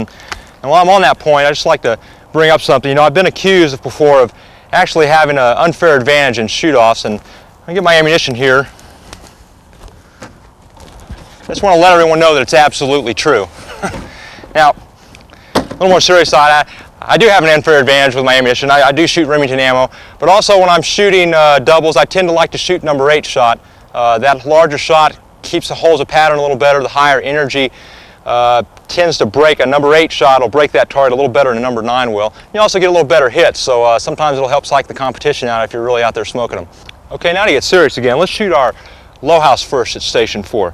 Now I could use my singles foot position just like you can at all of your double shots, but because I'm concerned about my second shot on station 4, I'm going to turn away, actually facing the low house on the, been a long day. After facing station 4 on the next field, I'm turning away from my low house shot and giving myself more room to turn on my second shot because again, we're shooting doubles and I'm more concerned about that second shot. I want to have more room to stay in the gun and have a nice smooth turn on my second shot. So my double at low house 4 is going to be just the same as my double on the high house. Right? My foot position is going to be just like this, facing station 4 on the next field. Feet, my toes right along the side of the pad. Because it's going to be just the same as my single shot, I want to control that target. My whole point doesn't change. I'm level the bottom of the window, even on low 4, level the bottom of the window, get the muzzle down out of the way, eyes in a little closer than halfway, back to about 3 or 4 feet out of the window because of the background, same as the single. I'm going to call for that target, break it in the same spot that I broke high house first at station 4, 16, 17, 18 feet before the center stake. Having broken the low house there, I know exactly where to look, at what point in the sky to look to. That'll be right over the middle of the field. I get my eyes from the low house side of the barrel over to the middle of the field on the high house side of the barrel. I pick up my high house with sustained lead, see the same lead that I would see in singles. Well, let's take that shot and see what it looks like. Got my foot position favoring my second shot on this half of the field. My whole point's going to be exactly the same as it would be in singles. Level the bottom of the opening, 1/3 of the way out on low 4, and eyes a little close into that window. Head on the gun, watch the target spin. Pull! And head down after the shot. Let's do that one more time. Fundamentals, basics. Get in a routine, do the same thing every time. Foot position, whole point 1/3 of the way out, eyes back in about 3 or 4 feet outside of the window. I know I see where I'm going to break that shot, I see it in my mind. I'm going to come back, get my eyes on the other side of the barrel, pick up high 4, and make a good shot about the same place that I made the low house shot. Pull! Okay, let's see what that looks like over the shoulder.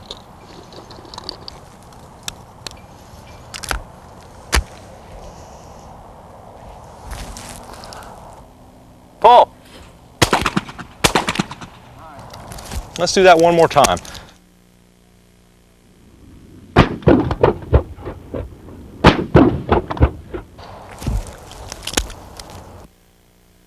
Okay, doubles at station 5. Now that we come over here and to shoot doubles at 5, actually we're going to do the same thing here as we did at 3 and 4, and the same thing we did with our single shots at station 5. Now, we remember what our singles foot position was for station 5. Belly button that low house window, of course, for a right-handed shooter, the high house for a left-handed shooter. Even here, like I did at station 4, I'm going to turn around and get my heels along the back part of the pad here, facing out a little inside of station 6. This way, I've turned away from my low house shot again, giving room to turn on that second shot, high 5. Now, nothing else in the shot's going to change. My whole point's going to be exactly the same as it was in singles. I'm level with the bottom of the window. A lot of people would like to come up maybe about the top of the window, but never any higher than the top of the window, out 1/3 of the way. Just like low 4, my eyes are going a little closer in because of background, so I'm looking 3 to 4 feet outside of the window. My leads, exactly the same as they were in singles. Let's try a couple shots and see how it looks. Proper foot position, favoring my second shot. My whole point, 1/3 of the way out, eyes back towards that window. I'm going to place my first shot about where I'd shoot my single, probably 15 feet before the stake. Same place I'd place my high 3 single and my high 3 double shot. Pull! Let's do that one more time. Again, just like high 3, after I break my low 5, get my eyes shifted from the low house side of the barrel to the high house side of the barrel, looking at the middle of the field. I know exactly where that target's going to be because I can consistently break low 5 in the same spot. High 5 is going to be in the same place every time. I look right there, I pick it up, watch it spin, get the gun out in front and see the same lead that I would see on my singles. And keep my head down on both shots. Fundamentals at all times. Head on the gun, eye on the target. One more pair. Proper foot position, whole point, level with the window, 1/3 of the way out, eyes back towards the window. Pull! Head in the gun. Now let's see what that looks like over the shoulder. Just like 2 single shots real close together.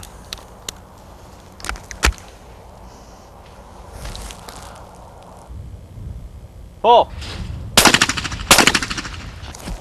And one more time.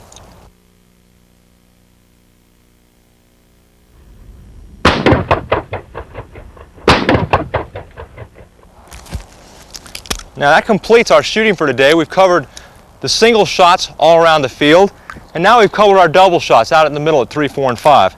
And I really haven't held anything back on you today. I've told you just about everything I know about the game and everything that I do as far as shooting. And what do? Is hopefully that you've started to see the system, kind of the repetitiveness of my shooting. I'm establishing a routine and a system. Now, What do you do when you've seen this tape? Now go out and practice and think fundamentals. Think head on the gun, eye on the target. Let me tell you something real quick. You know, you can come out and you can have the worst foot position in the world, a horrible hold point, and as you call for the target and your head's on the gun, your eyes on the target, you've got a chance to break it. I can come out here and do everything that I've taught you today, good foot position, proper hold points, eyes in the right place, and if by the time I call for that target and take it out, if I lift my head or take my eyes off the target, I'm guaranteed a miss. So it's obvious what the really two important parts about this game, and it gets right back down to the basics, the simple fundamentals. It's a very simple sport. That's how we've tried to make it.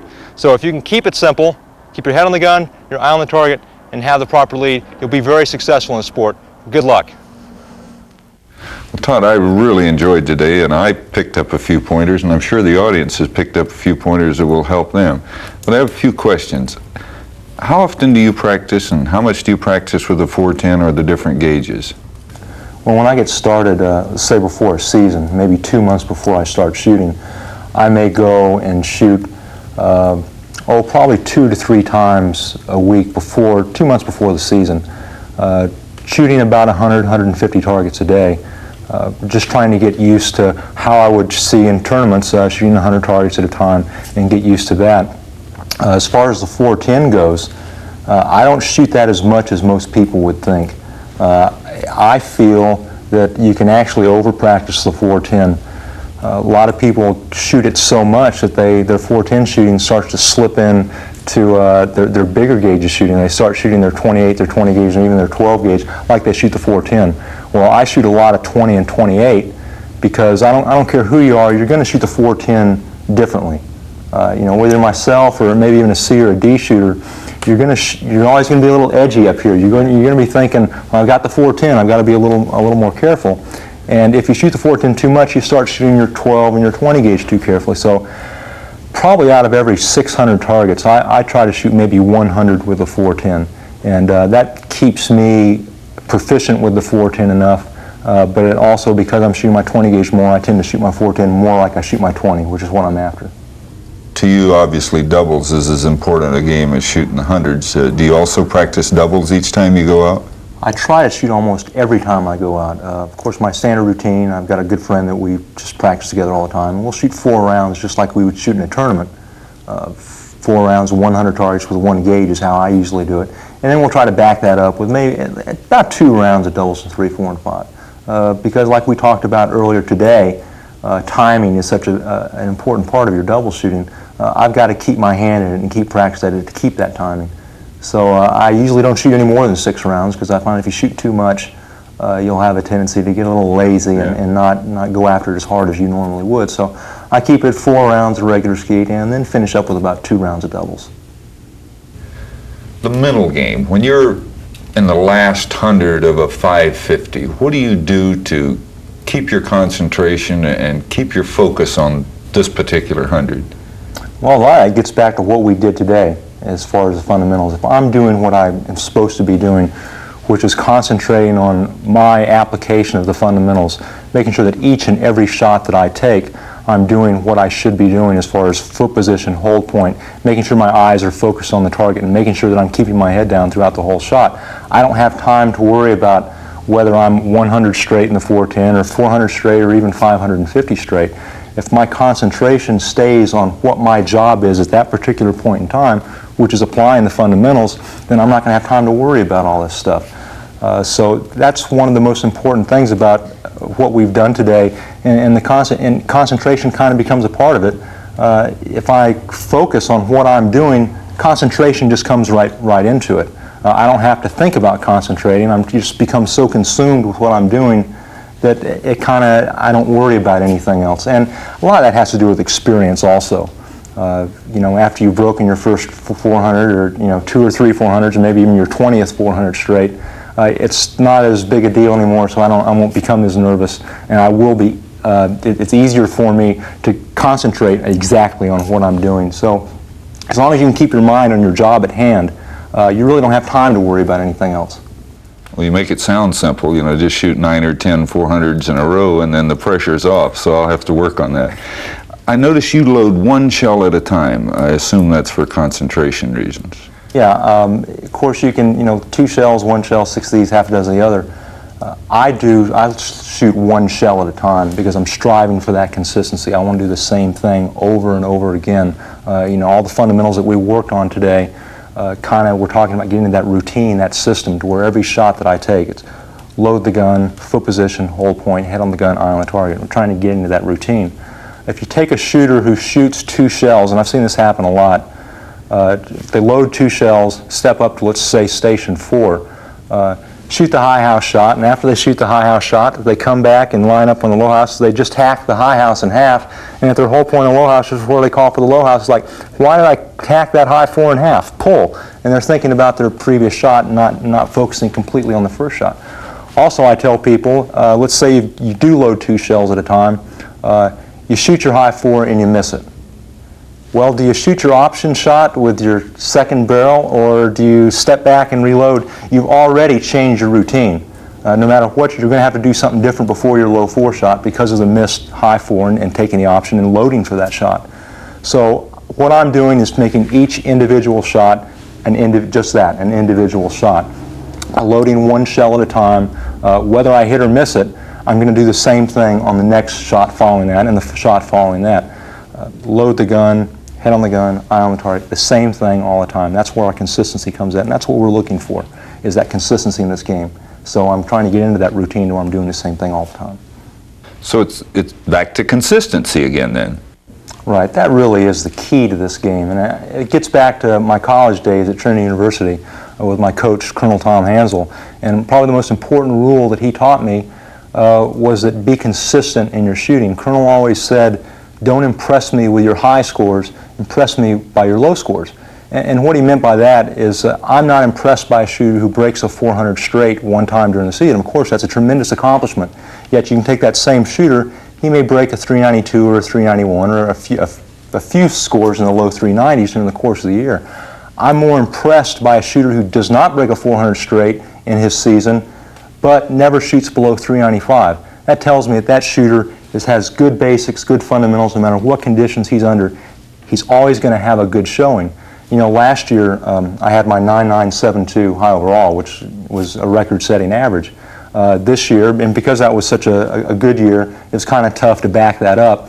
This year, although I finished at 996 overall, now that wasn't as high as an average, but I was more pleased with this season because this year I didn't shoot anything below 397. That was my low score this year. I was more consistent with my shooting. I know that if I can stay at a consistent level, if I stay in the 398 range, the 399s and 400s are going to come. If my shooting stays consistent, the big scores will come, and as the big scores come, the championships come, the winning the shoot-offs comes. You can't win every weekend, but if you can keep your game at a consistent level, everything else will follow suit. So really concentrate. You're going to have 99s, you're going to have 98s, you're going to have bad days. Just make sure that those 98s and 99s don't turn into 92s and 93s, because those are the scores that really hurt you. Even if you're a C-class shooter struggling for a 25 or a 50, if you keep your scores, say, on a 50, between that 47, 48, 49, and still choking up on that 50th bird, it'll come. Or the 100, if you're choking up on that 99th and 100th bird. If you keep your scores in that consistent range, it will come to you. Exactly. You want to get the roller coaster effect out of your scores, the 100s down to the 92s or 88s or whatever.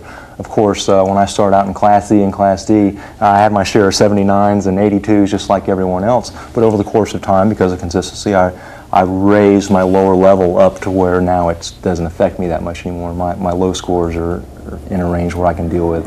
Todd, the pattern that a shotgun throws is so important. Do you have any advice on patterning and distances for a shotgun? I think one of the most important things you can do as a shooter is go out and pattern your gun. A lot of people don't realize what a shotgun pattern looks like, how it reacts, what it does, not only at 20 yards, but 14, 15, 17, 20, and even out to 24 and 25 yards. Of course, each tube is going to pattern different. You can take a standard 6,000 or 7,000 skeet choke.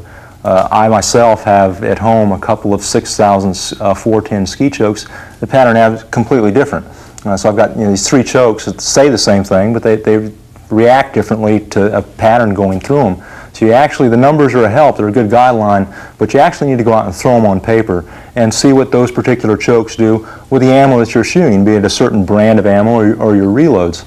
One thing that I make a very important practice of doing anytime I get a new gun or a new tube is go out and pattern that. Not only at 20 yards or 21 yards where most people pattern a gun. In most gun clubs you go to, they've got the patterning board out there and they've got the board on the ground. Here's 21 yards, this is where you're supposed to shoot. But if you actually go out and analyze it, very few shots that you take on the skeet field are shot at 21 yards. If you look at your low ones, low twos, high sixes, and high sevens, even your high twos and low sixes, most of those shots are taken at, say, 14 to 15 yards. In fact, a good idea, and what I've done is actually paced out to the spot where I break the target and seeing what that actual distance is. I know that a pattern that looks really good at 20 yards is going to look a lot different at 14 yards. Most people think that their pattern is about 30 inches. Well, you take that 30-inch pattern at 21 yards and shoot at 14 or 15 yards, and you've got a lot smaller pattern. So I want to see what my patterns are doing, say my bottom barrel, what that pattern looks like at 14 or 15 yards, then out to 18 yards, even out to 20 yards where I would shoot most of my middle station shots.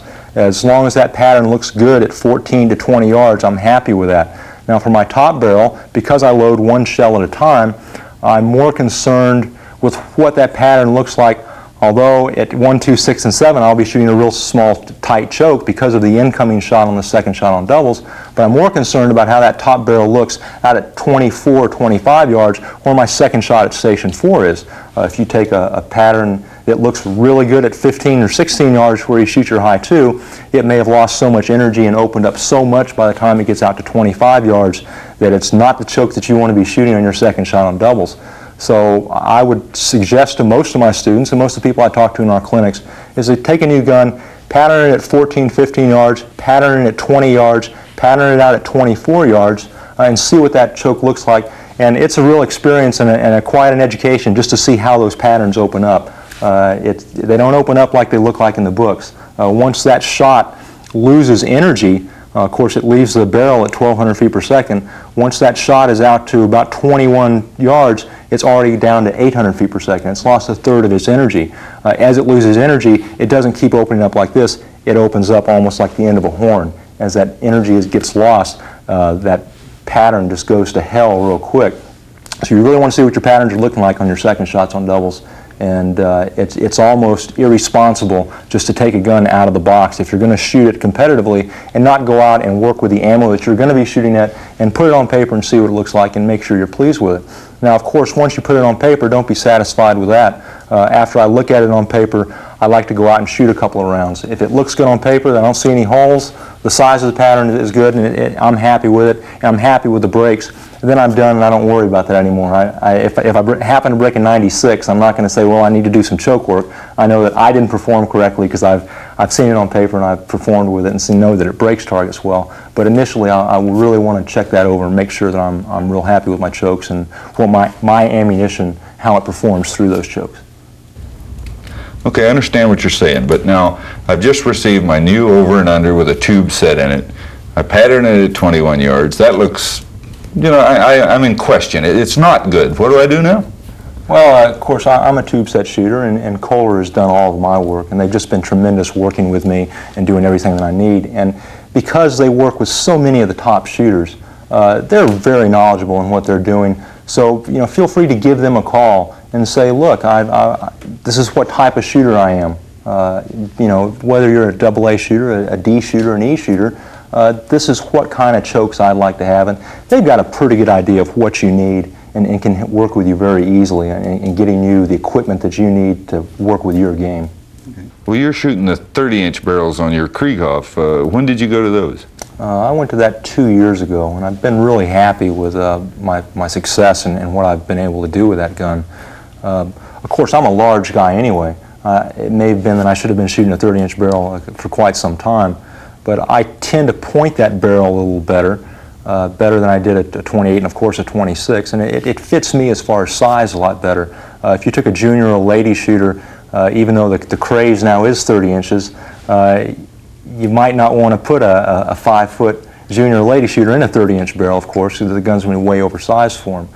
But I've been really pleased, and my doubles, it's really made a big difference. I tend to move that 30-inch better, and tend to point it just a lot better. So if you are a large guy, and you don't even have to be a large guy, just a big enough man and at least you know, almost 6 feet, you may really want to pick one up and at least see how you point it. You know, it is one of the bigger crazes in sporting clays now.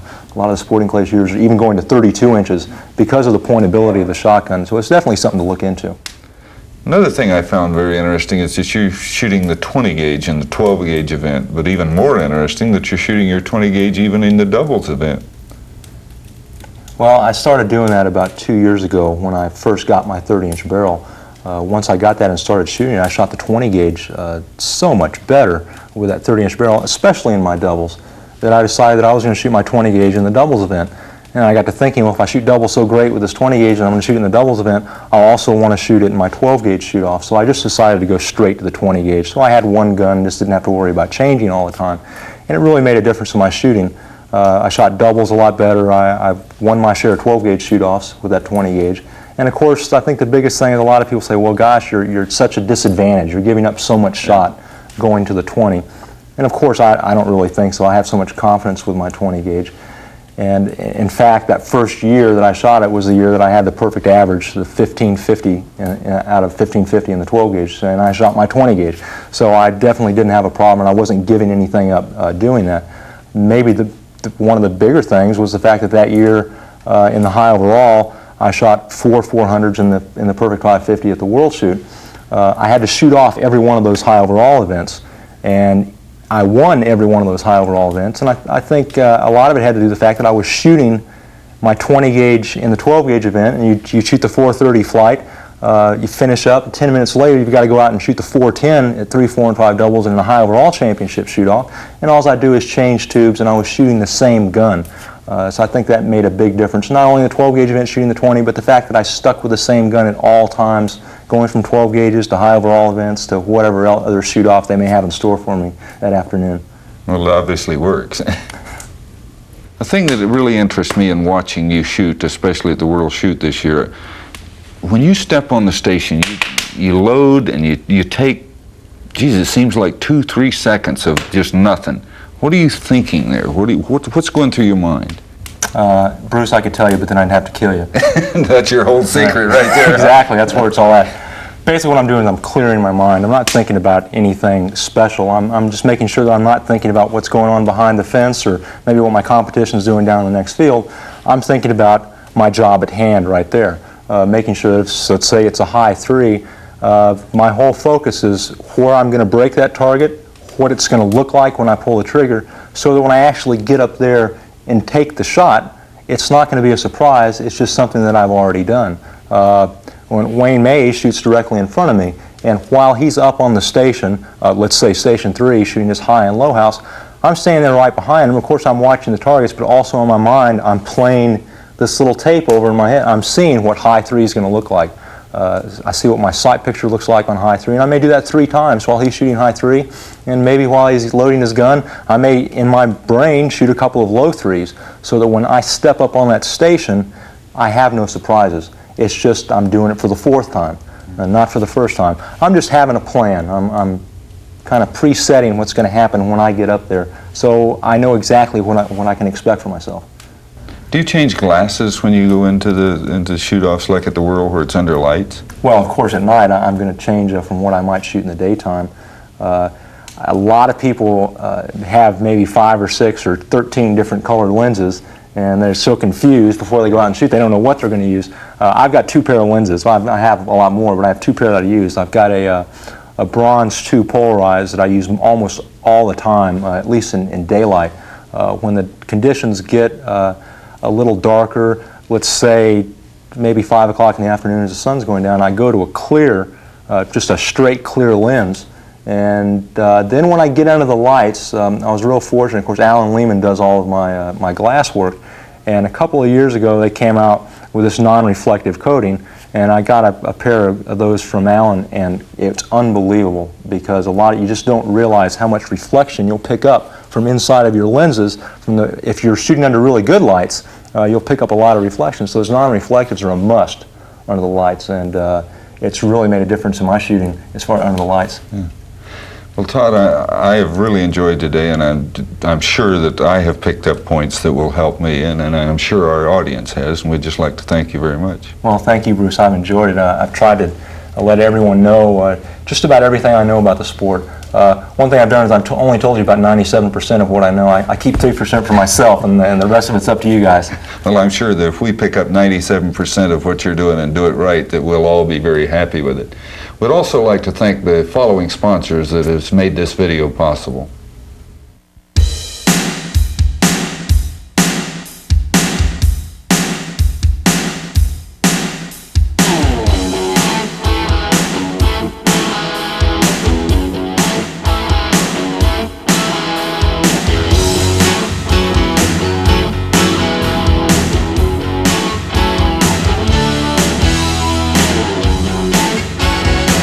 For more information on Todd Bender and John Shima's shooting clinics, call 1-800-438-7340.